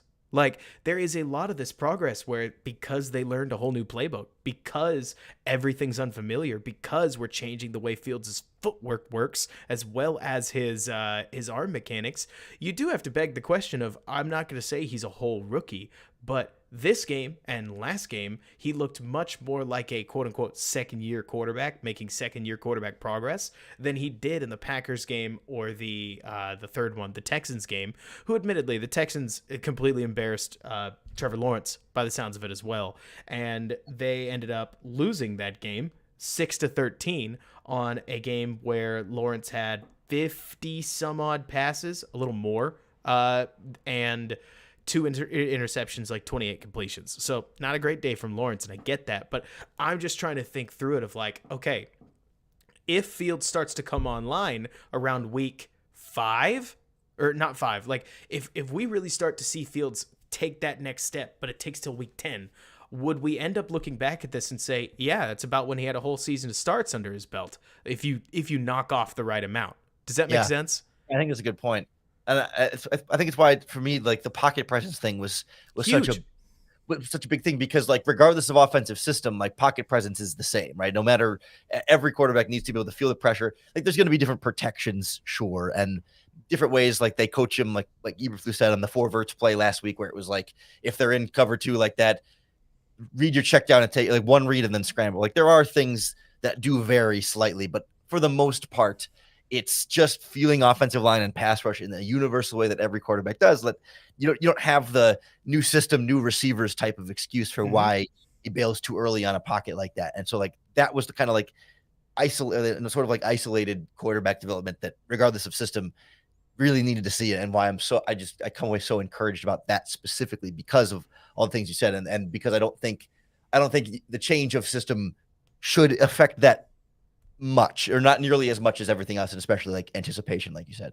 Totally. And yet, if he's running new concepts, or concepts fairly new to him, and I mean, all I've ever heard whenever a receiver starts talking is that they start talking about side adjusts, right?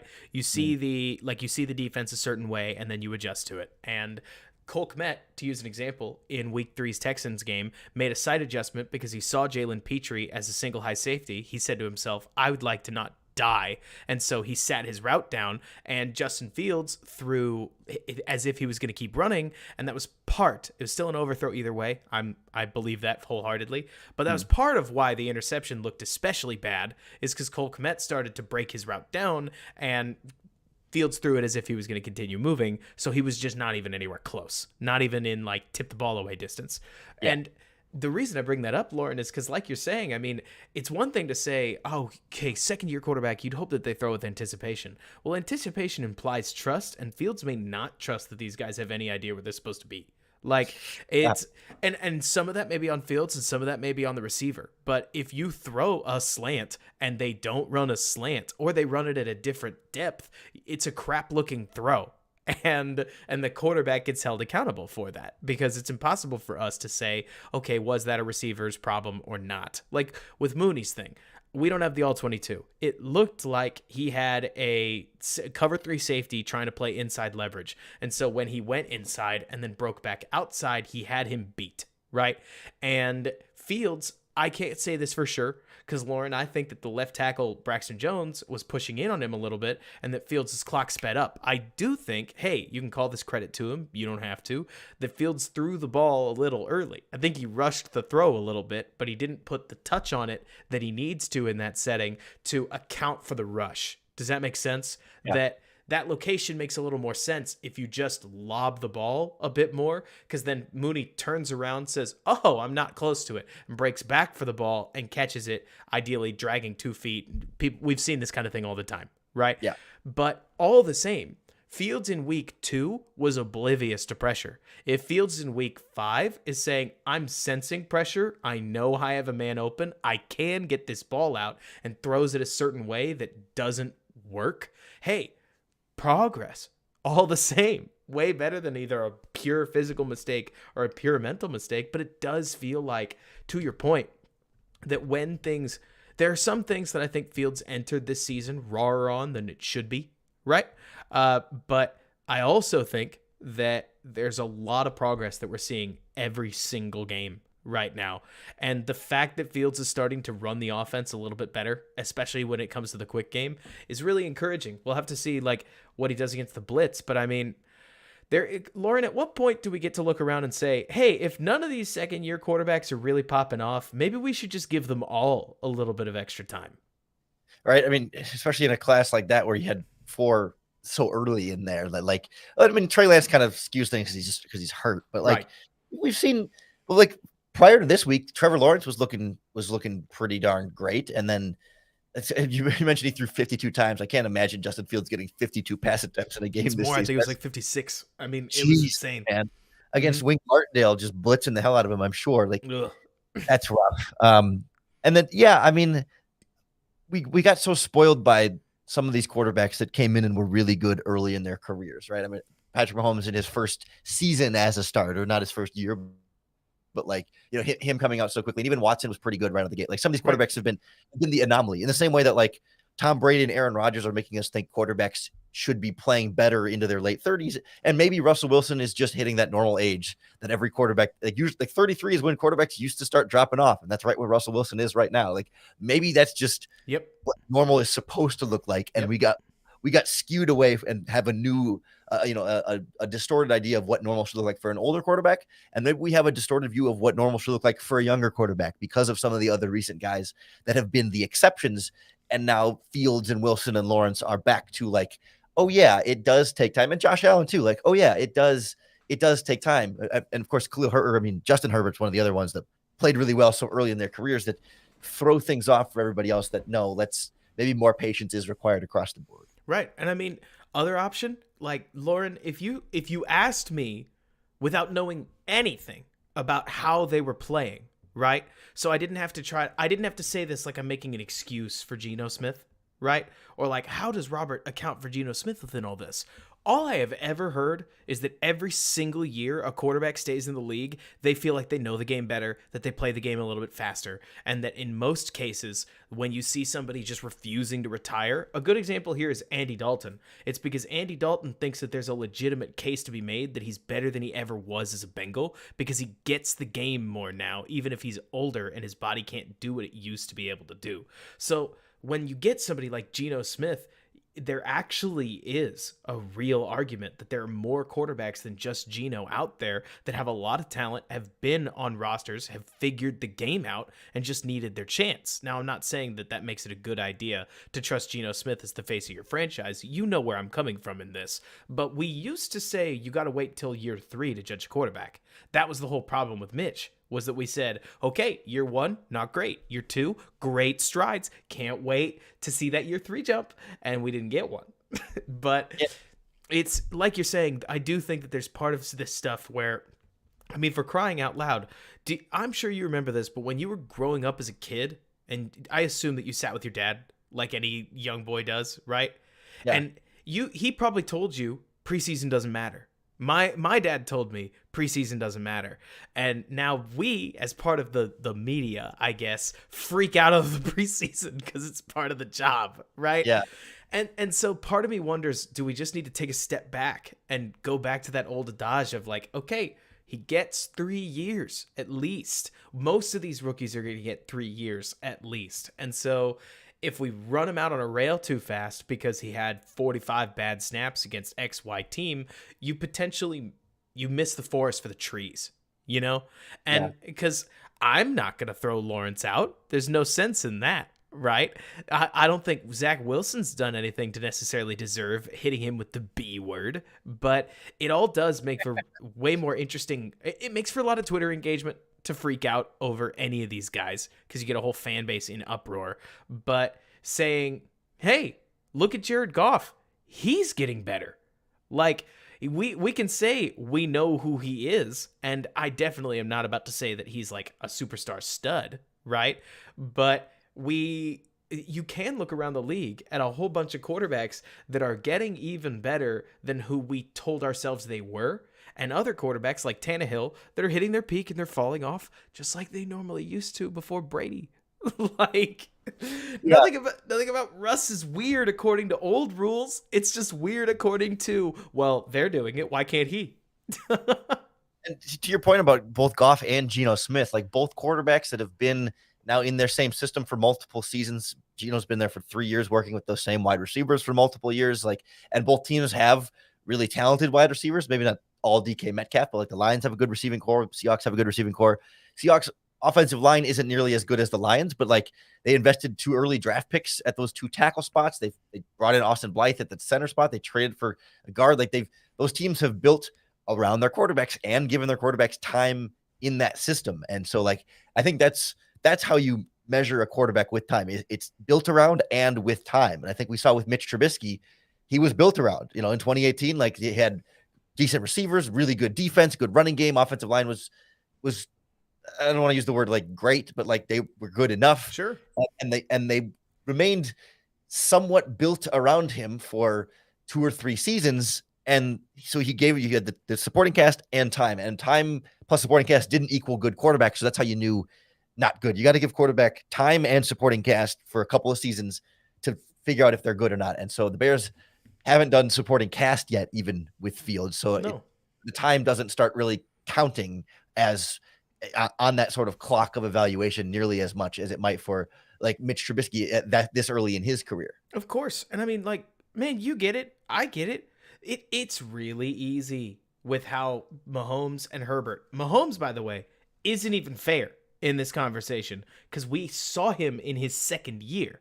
So we didn't see him until week 17 in his first year. And so what you think of as his rookie year, maybe you don't specifically, but what plenty of people think of as Mahomes' rookie year was his sophomore season in an established offense that handed the keys off to him, maybe better than any quarterback handoff ever at this stage. Like, I mean, instant 5,000 yards MVP, hard to beat that. Anyways, because of Herbert and because of Mahomes, it can be easy to go, okay, but maybe Fields sucks, and imagine this offense with Bryce Young, and then it's like, okay, but how much better would Bryce Young be than what we saw at an early Jalen Hurts if you stuck him in the NFL today on the Jags? Not the Jags. Let's put him on the Jets. You know what I mean? Like. Yeah.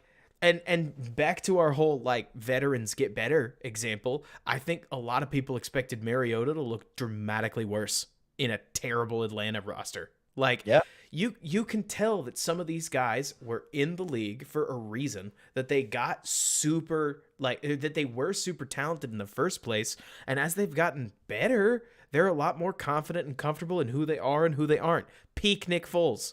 Like, who am I? Play to that strength. Who am I not? Don't do that. And I do think that there's a degree of like Fields' game right now where he doesn't know the answers to those questions. Who are you? I'm not sure. What should I do? I don't know. Like, not that he's clueless, but that some guys have almost too many options to like go through. Do I roll right? Do I roll left? Do I stay in the pocket? Do I throw it like this? Do I throw it like that? I can do all these things, and it's a lot more choice to have to filter through than when somebody like Nick Foles says, I'm not going to be able to outrun him, so I should just chuck this thing up. And then somebody comes down with a crazy catch. I don't know. You get what I mean, though, where it's like, Yeah. we want to have an answer, and I think maybe part of it is because if you stayed in on Justin Fields, then you're just delaying the inevitable pain of if he doesn't succeed until later. But if you're out on Justin Fields, okay, now you're out. You know, you get to be free and clear of it. It doesn't feel like it's weighing you down, but all the same, games like this and games like last week, because I think he chained 2 fairly decent weeks back to back, are nice reminders of he is not going to like go quietly into the night, nor would anybody hope he would. There are a ton of people. Did you see Richard Sherman tweet about him? No, I actually didn't. It is a silly, simple tweet, right? But it is Richard Sherman goes, oh, look, it's Justin Fields bringing the Bears back in the game, and tagged him specifically. And it's like you do get this sense that there are a lot of people within the NFL structure that believe in Fields. I mean, points to article on article on article on article about Justin Fields should request a trade. So it's easy to get excited. We just need to see more performances like this, even amidst a bad offense, where we have something to point to say there is rational reason besides just being excited about this guy to think that he's going to be the dude going forward. And that's huge, because maybe we get too hooked on who is and who isn't the dude. Because I know there are some Chargers fans that are mad at Justin Herbert right now, and we're not allowed to be mad at Justin Herbert weeks after saying he might be better than Patrick Mahomes. 100%. Yeah, it's funny, all the support for Justin Fields around the NFL, except in like half of the Minnesota Vikings front office from 2 years ago that was reportedly 50-50 split on who was better, Fields or Kellen Mond. And that one, I think we've already answered that one, even though we're not sure how good Justin Fields. Did he get picked up? He went to the Browns, but then I don't know if he's stuck on the roster or not. Let me pull it up here. Yep, still with the Browns. Perfect. Well, that's awesome. I mean, like, I think that's hilarious. Stories like that. I mean, that's, I think, the worst part about it is that people like you and me, Lorin, we can visualize the documentaries. We can visualize the Super Bowl intro, right? Like Mahomes counting to 10 on the Bears, like Justin Fields falling to 11 fits that same category of why did this guy fall? The guy that everybody on the internet was fawning over going into the draft. Nobody really knows. Maybe it was epilepsy. Maybe it was bad interviews. I don't know. But then Mahomes hits the league, and I mean that flick to Tyreek Hill. I don't think it was Hill. Was it CEH that he flicked the ball to? You know the one I'm talking about? Yeah. I think it was Edwards-Helaire. I think so, but I'm not positive. He does stuff like that and just makes everybody go, "What? Who is this guy?" And I do think that if Fields can figure out how to throw the ball on time and how to jiggle wide receivers open, that we're going to see more stuff where he rolls out of the pocket and finds somewhere to snipe the ball. He's not quite there yet, but we're getting there because he didn't look. This is where I feel like, Lorin, the most positive of Bears fans, are going to suddenly sound negative about the first couple games, and it's because we were being nice. And that's okay. But this is where we get to look at it and we get to say, Fields looked like a talented kid playing quarterback, but over the last 2 weeks, he's started to look like a quarterback that is also very talented. And that's really exciting because he'll never be Mac Jones. But if he can lean and get the ball out on screens, if he can see like a curl downfield and throw the ball to Cole Kmet, if he can get all that stuff working on time, it's only going to make the deep shots a little bit easier, and he's already good at those. So, I don't know. Big smiles from me. It's fun at the very, like, no matter what, it's been fun to watch. I mean, it's been a roller coaster to say the least, and roller coasters are fun even when you're going in free fall. Who doesn't love them? Okay, so Lorin, I know that you made. I'll ask you a simple question before we get out of here because we want to catch the back half of like whatever Sunday we can. But and thank you so much. You've been awesome. So a while back, you made the free Allen Robinson video. When do we get our next Lorin meme video, and what will it be about? Do you know yet? I'm just still so disappointed in that Robinson hasn't thrived in LA. I don't have a good explanation for that. No, I don't. You know, it was funny that free Allen Robinson video. I made was that I'm trying to remember the exact timeline on it, but I made it in February of that year and didn't post it until like June because I made it and I was just kind of like I wasn't sure if it was great, and I was kind of like, I don't know, is it too cheesy? Yeah, it was, so I posted it September of 2020, and I made it like right before the pandemic started. I actually recorded it and then just sat on it until like the start of that season, and I had it like already edited together and produced and pretty much ready to go. But I was like, I don't know, I don't think it's that. It's like whatever. Like it was kind of dumb, but then put it out there and it was a lot of fun. So no, I don't have anything planned. I just need that sort of a combination of, I think, boredom and free time and also a stroke of inspiration. And I have had a lot less of both since then. It makes sense. I know what you mean. My comment section talked about like a hype video I made when the Bears were 5-1, and I got to be honest with you guys, I knew that one was going to go badly at the time, but it was too fun to make in the moment, and I couldn't pass on it because the Bears had already won like 2 games. It was the fact in that we'd caught so many analysts saying the Bears suck, they are not going to win, and then they would just pull the win out like that. Have you seen a game that confused you more than 2020? It was 2020's week 1 win over the Lions, because that game still doesn't make any sense. Like, that's the one where the Bears went down like an emphatic 28-10, rallied back, if memory serves. No, it might have been more than that. Like, and 23 looks like. What? I've just pulled it up as 23-6 in the fourth quarter. Right. So the game was over. We suck. Mitch sucked. We're bad. Like, and rallied back. Not only rallied back, but then watched DeAndre Swift just drop the ball to win. And then the Bears started acting like they won the Super Bowl. Like, I mean, that game is so weird. Yeah. That led to the, like, you're 3-0 and you bench Mitch Trubisky and switch quarterbacks too. Like, that was. And then Foles comes back, has a great drive, throws a jump ball to Allen Robinson. It gets picked somehow. And then you still end up with like dark visor Foles coming. No, I think he took the visor off. Like, he had that first drive where it didn't work. He didn't like it. He switched the visor off. Turns out it wasn't for him.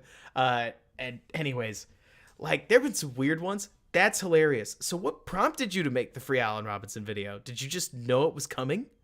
Yeah, I don't remember really. I just felt like, I think I was just getting sick of people saying like questioning whether he was any good or not, and like that makes sense at the time, because he'd been a 1,400-yard receiver in Jacksonville, and it was like, no, like this guy's really good, and it was just like it was like middle of winter, right? So like couldn't like go outside and do stuff, and just had some free time at home, and I don't remember like a specific moment. It was just like I think the idea that doing a Sarah McLaughlin Arms of the Angel thing had been like something I'd been wanting to do something with at some point, and so it just worked out really well. Could I find good clips of Rob bad passes, and like once it started to come together, it was like, okay, this is gonna work. Here we go. This is gonna hit. I do wonder whether in the Rams can it be as simple, Lorin, as Robinson pissed a lot of people off with the way that he finished out that 2021 season. Well, like I saw a stat from one of the PFF analytics guys that said like since 2020, Robinson is winning versus one-on-one man coverage on like 20% of his routes, and the league average over that span is like 30 or 35%. Like both on the Bears and the Rams, he's not winning one-on-one against man coverage, and like he's been a good route runner for his whole career. Like he's big, he's big, fast, strong, and like I don't understand why he's just not winning in one-on-one man coverage. Like you can make scheme the excuse for as much as you want, and things that happen with the Bears and stuff, but like that includes plays he's not targeted, right? Just on all routes against one-on-one man coverage, he's not even at league average levels of winning that route. And so I don't understand. Like, is he just lost a step from injuries over time, or what it is? Because he's not even that old, because he was so young coming into the NFL. Like he's not at that 33. Okay, he's just getting to be an old wide receiver age. Like he feels like he's still younger than Velus Jones. Like I don't understand. Yeah, I don't either.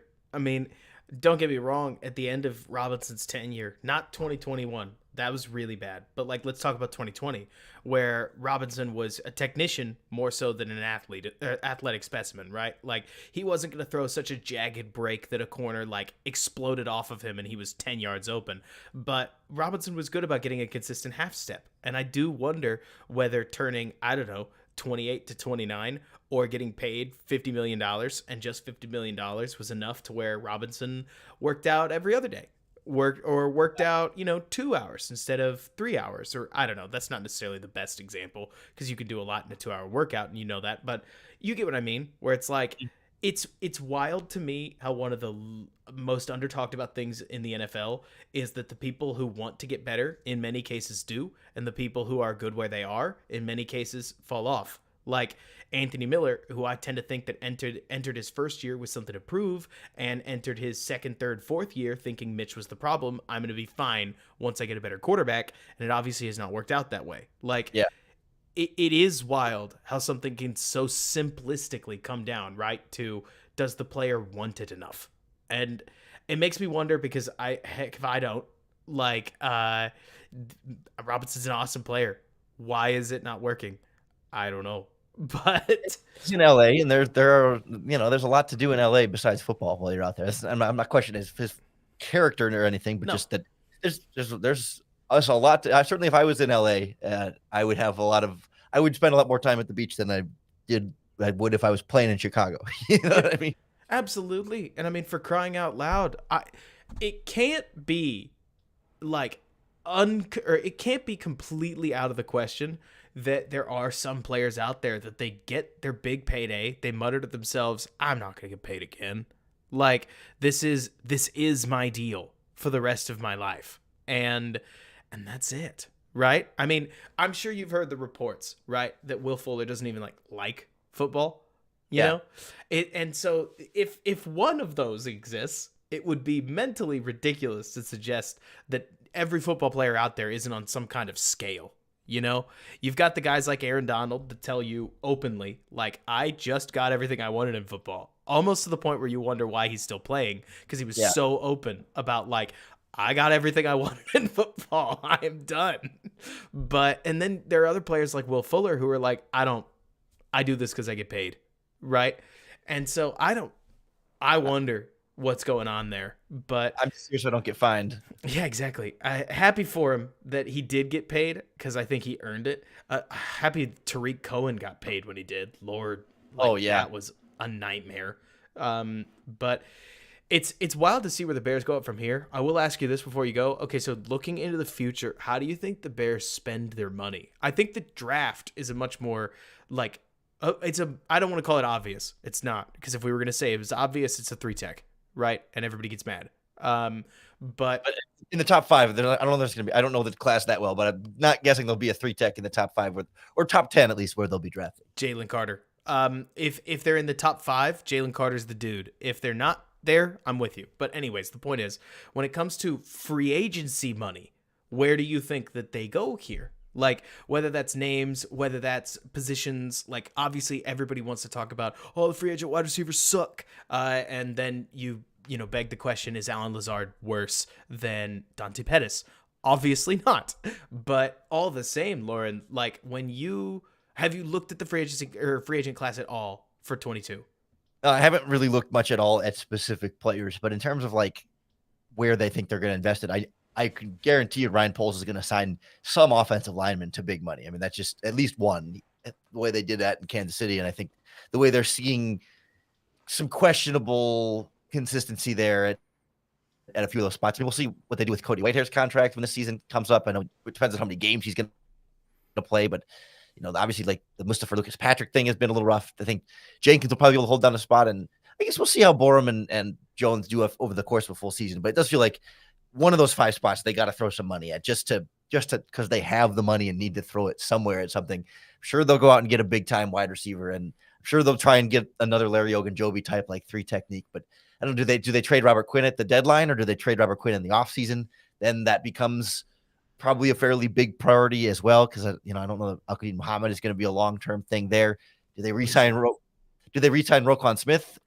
Because if not, or or if they franchise tag and trade or something, then you're going to have to spend big money at linebacker somewhere too. Because I'm not a huge Nick Morrow guy either. I mean, I think the two places they're probably not going to spend it is at cornerback or safety, right? I mean, those two are going to be pretty locked in, and running back. Although Dave Montgomery's a free agent, so you never know. And I can't help but wonder if maybe a tight end comes into the conversation there at some point, just because Getsy wants to be a multi-tight end team, and Kmet has been still, I think, a little underwhelming for a second round pick, and all the backups are just whoever, like they just, they're just no name guys. So if they ideally, I think he'd like to get a better tight end in there too, even if it's to pair with Cole Kmet and not just replace him. So I think across the board, they're going to want to load up where they can. And I think there's going to be a much more concerted effort to build around Justin Fields than like last season, where it was like, we got to plug every hole on this team with somebody first. Right. And I mean, I'm really excited about it. I think that there are some guys like you're talking about. Okay, so earlier this offseason, if you were like me, Cody Whitehair was a given cut, and he would have been cut had he not been extended because he had been bad. But lately, he's kind of picked it up a little bit. I mean, there were a couple games in a row there where it was like, okay, Cody's kind of balling. Like, is he amazing? Didn't ask that. But right now, the standard is very low. So if there's a lineman that you're like, he can play, even at a B rate, then you'll take it. But I do find myself wondering, okay, so Roquan, really interesting. I don't know. I think Roquan's a great player. I think Roquan's a good player. I think that if you made me talk about who he is as a football player, I would tell you that he is somebody that should be a lot more successful in this defense than he has been so far. It's 100% my 2 cents on that, but it is wild to see so many games where, let me put it this way, maybe I'm biased. I feel like Eddie Jackson is exploding off of the tape consistently. Like when he's not making it, or when he's not picking off passes, he's making huge tackles. I feel like Robert Quinn is completely invisible, but that's not surprising to us. I feel like Roquan Smith should be more noisy, right? Like he should be somebody that we're talking about more so than Kyler Gordon or Kendall Vildor, who seems to make a play every game, right? And what do you do with that? Because his asking price is $20 million. He's not coming down on that. But he's also like the only asset theoretically that the Bears have, because Quinn's torpedoing his value right now. So, like, what do you do? If it was you, now 5 weeks into the season, where it's not necessarily reactionary to say maybe the Bears should tag and trade him, like, do you pay him? What would be, like, if you did pay him, what's your max? Yeah, it's like, I do need, in a weird way, like for a player that we know is a very good linebacker. Like we know generally there's a baseline of like, yeah, he's very good. It's weird to see how the rest of the season goes before I determine whether or not I really need to make it a priority to pay him big money. Because you're right, like he's not coming off of that $20 million number, because somebody else will pay him that if the Bears don't. But probably, like, I mean, we don't even know that, but he thinks so. Somebody will, like.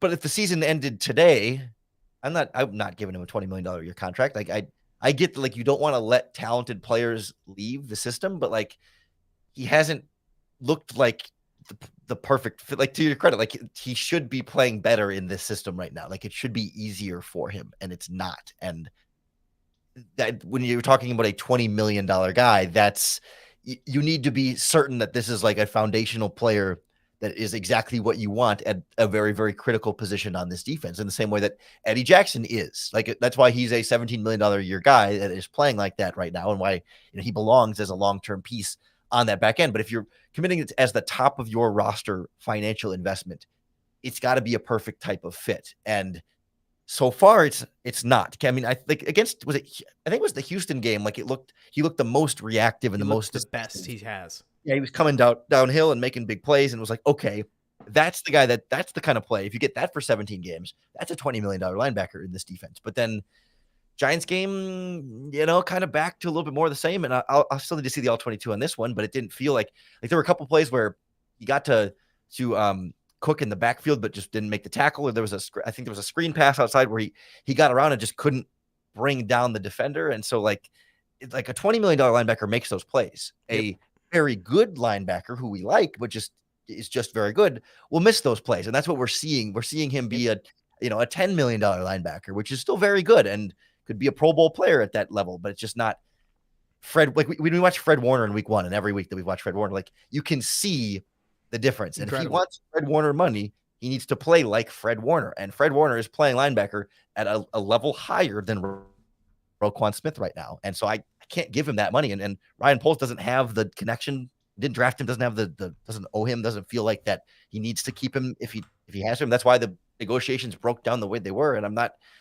confident that all of a sudden things are going to be fixed unless Roquan hires some agent who's really able to smooth things over. Nope. And if anything, man, like this is me putting the tinfoil hat on. Okay, this is Galaxy Brain, but I am of the opinion that Ryan Poles went and asked Matt Eberflus. He was like, "How do you plan on using him within this defense?" And Matt Eberflus was like, "I need him on this defense because he's going to cover the running back when the running back goes into the flat, and he's going to fill the backside of the run fits." And Ryan Poles, I think, looked at the situation and went, okay, so he's gonna be bad, and under-offered, because I don't want to say that that Ryan Poles was deliberately not getting a deal done. That's ridiculous. You know what I mean? But I do get the impression that Ryan Poles heard his head coach out and did not love the plan, and so he fit the value to where he was going to be. I mean, I can't say this for sure.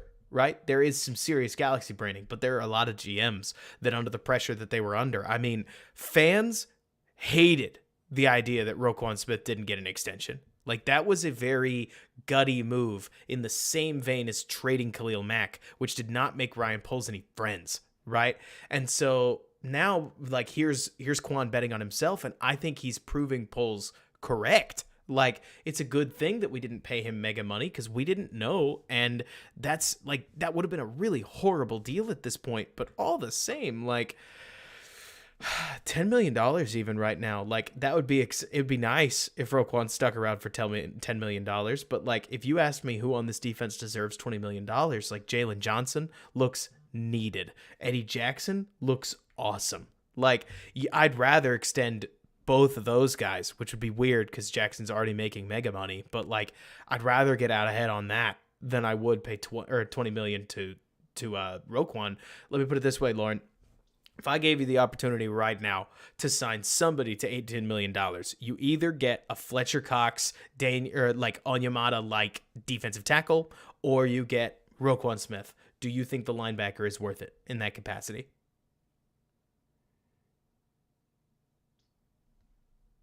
Did I lose you? Are you muted? I hit the space bar accidentally. Sorry. That'll do it.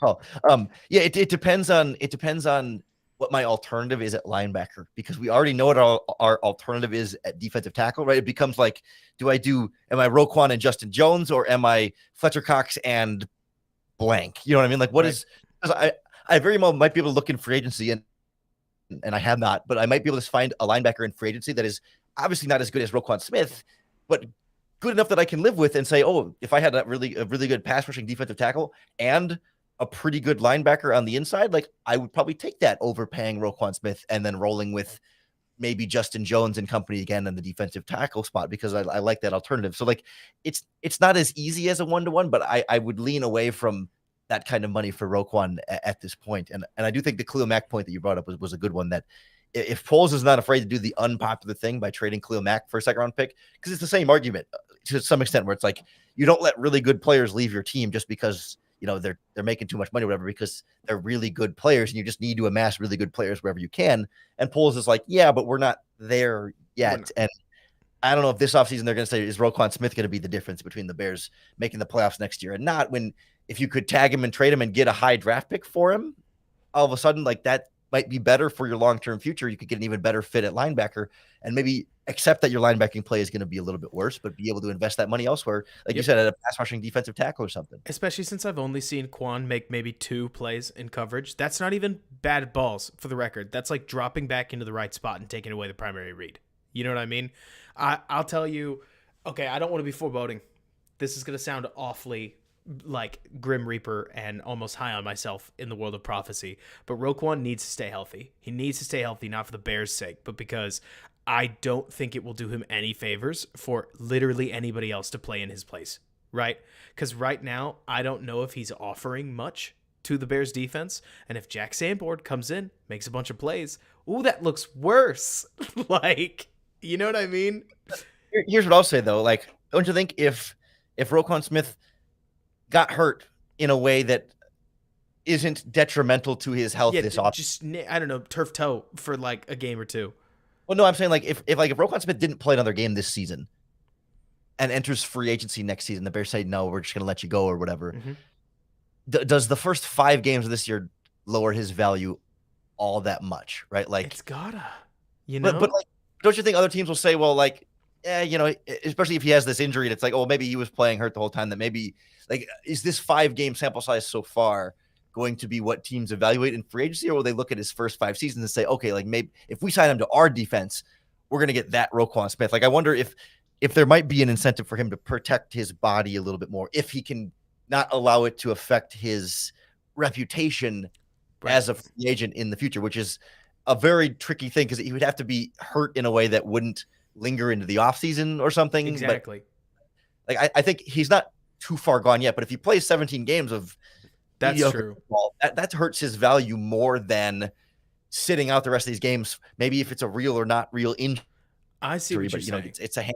You know what I mean? Like, he's got to protect his body and get paid and go somewhere else where he could thrive and say, my body of work speaks for me more than these first 5 games that just isn't a good fit or whatever. Right. I mean, I know the thing that kept coming to mind when we talked about Roquan Smith, and I honestly wasn't brave enough to say it over the offseason because people were angry enough. I didn't want to get more people angry because honestly, it goes understated how tough it can be when you tweet something out that you do believe in and you have like 30 people that jump in your mentions and tell you you're a complete idiot. Like, it wears on you. But anyways, it's not the point. Don't cry tears for me. I'm fine. The point is that Roquan Smith, I think there were a lot of people that viewed him as, let's say, cake, whereas I could not help but think that the best games that he's had in his career have been when he was completely shielded by defensive tackles that kept all of the like tough pressure off of him. And whenever they asked him to be a grinder or overcome his situation, he didn't necessarily. And so there is part of me that wonders how much are people going to really pay for an icing player? Does that make sense? Like, aren't you paying for cake and you try to draft your icing, so to speak? Because if you're going to try to bake that defensive cake, then okay, maybe you need a corner, maybe you need a defensive tackle, maybe you need pass rush out of a 4 down set. Like, you need a whole bunch of things that aren't an inside linebacker that can cover fairly well. While that's great if he's kind of a liability on some of these run fits, then like, what do you do? Because the answer can't be we paid that guy $20 million to stand there and get protected, right? Why wouldn't you have put the money somewhere else? So I don't know what the answer is at this stage.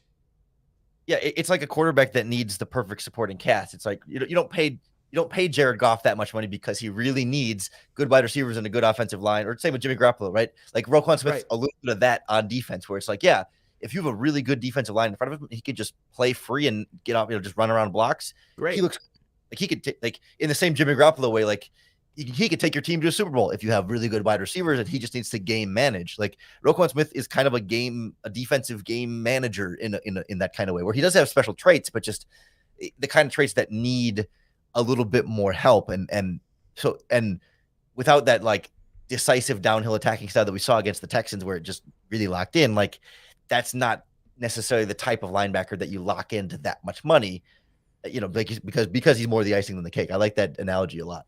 Well, thank you. I just think about like the real spot that this put the Bears in, if I can be honest, is that we're talking about a former first-round pick. We know that pedigree follows these guys to the end of days. Like, Harry would have been cut, not traded, had he not been a first-round pick, that kind of thing. Like, in some way or another, pedigree always follows, and he's a former, not just first-rounder, but a former top 10 pick. But if we were talking about a UDFA, we would say, I mean, yeah, he's a tweener. Like, he's a little too small or he's not fast enough to be safety, and he's like 260 pounds, but he's not big enough, or certainly doesn't play big enough to play linebacker at that level. You wouldn't look at him, like you said, on an awesome defense, he looks amazing. A good example there would be, I think Devin White and Roquan Smith are fairly similar players, and I don't know if either of them are like super amazing, but they look amazing when Vita Vea does all the hard work. Now, Yeah. I love defensive line play, so I'm always partial. Like if there is a position that I'm hard on, it's inside linebacker because you have to be Fred Warner to get my attention, and that's not fair.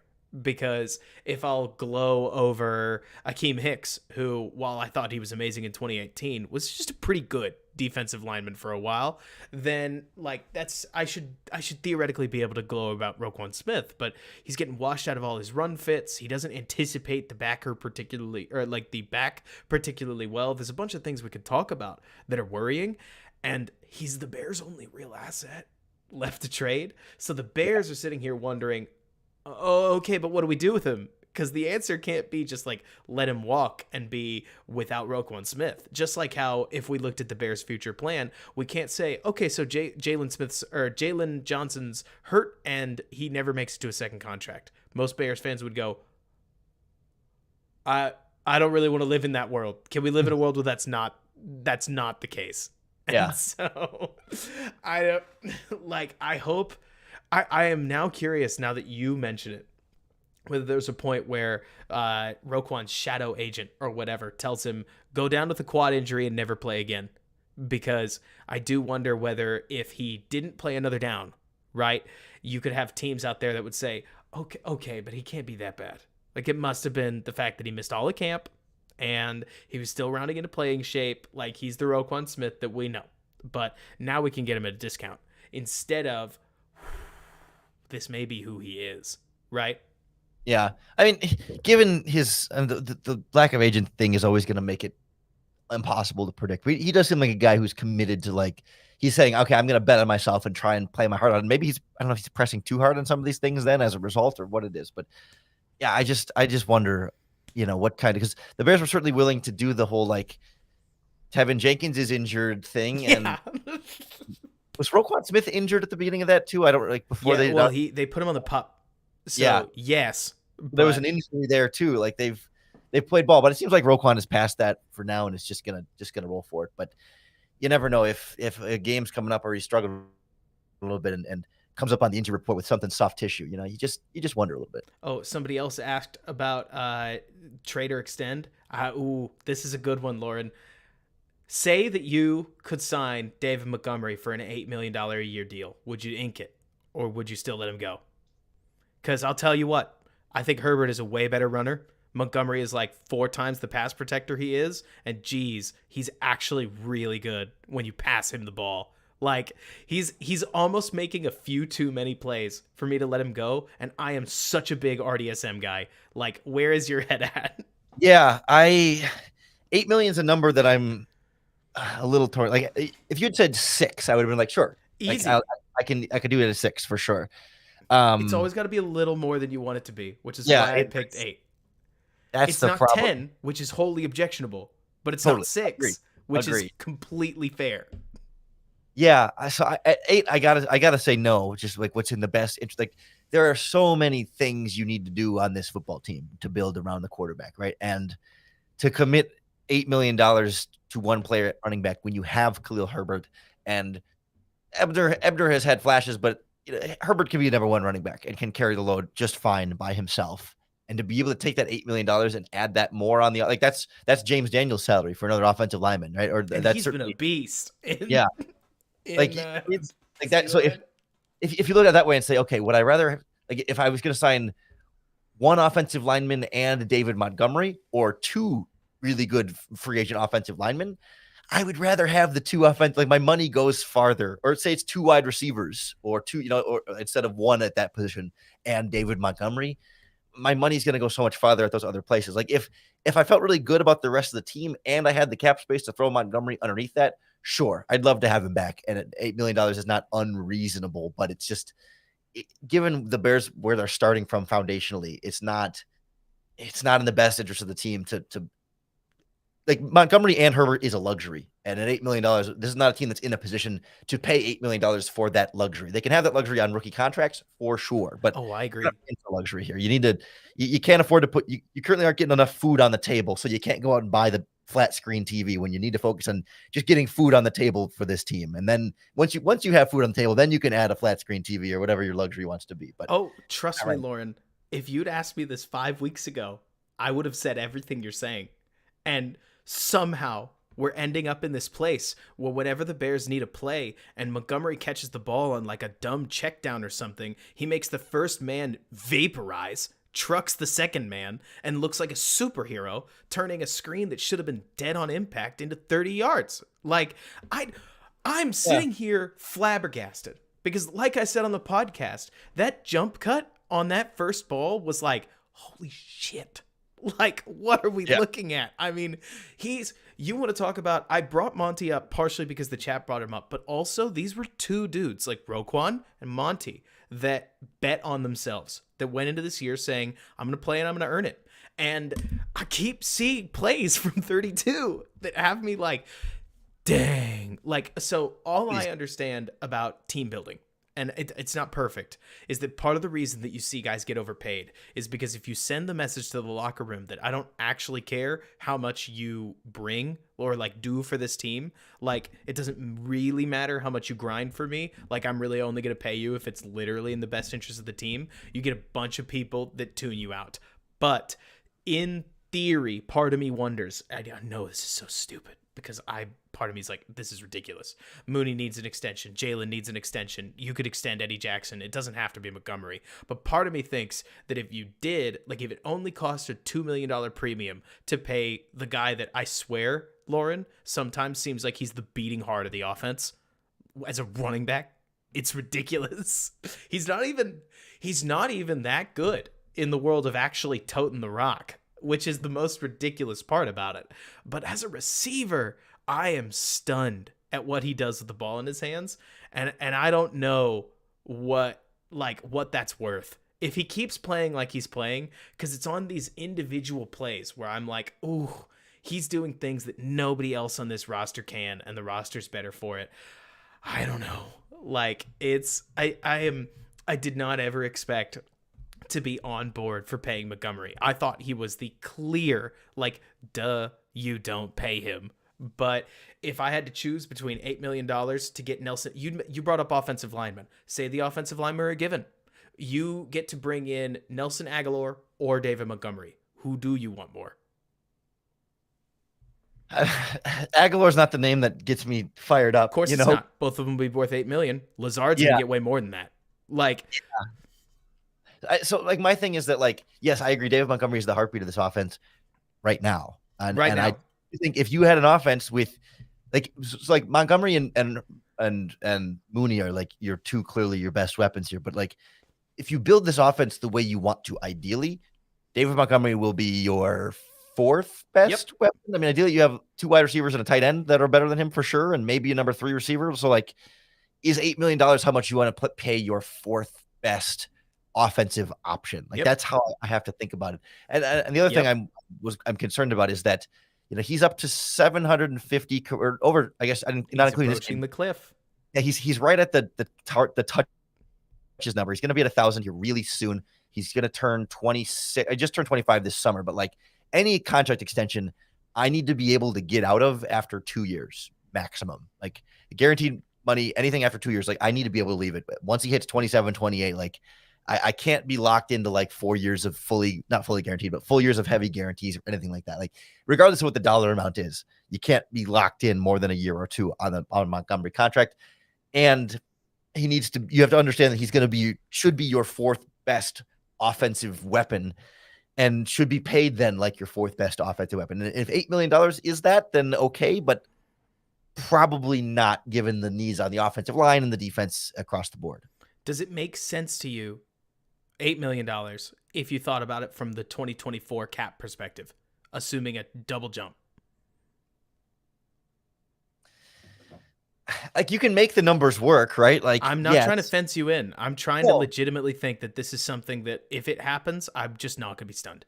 Like $12 million he gets signed, I'm going to say that is ridiculous and point out all of his yard per carry deficiencies. But part of me thinks that just the way that they're playing right now, Montgomery is in particular the guy that, okay, so Mooney's value, crazy catch and all. He went from I might get paid $22 million a year to I might get paid $17 million a year with like 3 really horrible performances. And hey, if he pops back up, then maybe the number rises again. But Montgomery, with all of the focus on him has somehow still maintained being productive. And same with Herbert. Like, Herbert rules too. The problem is for Herbert, he is one-dimensional in a way that Montgomery, and again, this is what stuns me, isn't. Because you talk about him being the fourth option. How many times have you seen Aaron Rodgers, because nobody was open, check it down to Aaron Jones, who made a hell of a play with the ball in his hands? Like, I'm with you. There's just something when I look at somebody like, okay, another one would be Eckler, right? Where it's like, yes, they play running back, but the fact that you have a dangerous player as your check down is more valuable than meets the eye in the passing game. Now, I never thought when Montgomery got drafted that I would be sitting here making the argument to a friend of mine that David Montgomery is a passing back. You know what I mean? Yeah. But here I am, because he consistently seems, his ability when he's in open space to make somebody miss especially accentuates itself when he's going up against defensive backs. And I can't not see some value there. But at this point, like I'm saying, I'm not trying to beat you until you say what I want you to say. So, because it's complicated. It's a good pushback for sure. And I just, it's hard when you see every year, you know, Damian Pierce in the 4th round, or Elijah Mitchell in the 6th round, or Khalil Herbert in the 5th. But Khalil Herbert was a 6th round pick, fifth round pick. Herbert was a 4th, wasn't he? No, either high 5th or low 4th. They traded for something it. like that. But like, Dave Montgomery himself was a 3rd round pick. Like, day 3 running backs all look really good. And maybe a rookie, I mean, like Ebner is certainly not up to that level. You're not going to find one every year on your pick. And not all of those rookies are going to be as good as David Montgomery. But if you can get a kid in the 4th or 5th round that is 70 or 80% of David Montgomery for 1/10 of the salary, like, I think that's better for my team long-term than investing $8 million in that one spot.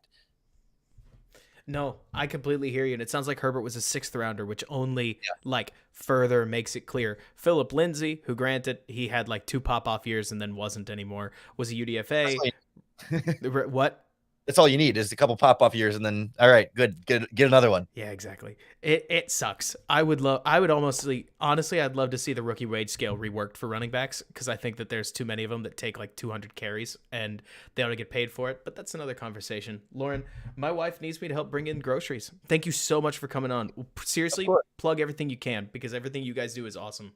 Of course, on Twitter at Cox Sports 1. The podcast is Locked On Bears on YouTube and wherever you get to podcasts, Spotify, Apple Podcasts, all that good stuff. Do some grading for PFF on the side here and there, and some other radio stuff around the world. But that's my main Bear stuff, is the podcast and on Twitter. Perfect. Lorin, thanks so much for coming on.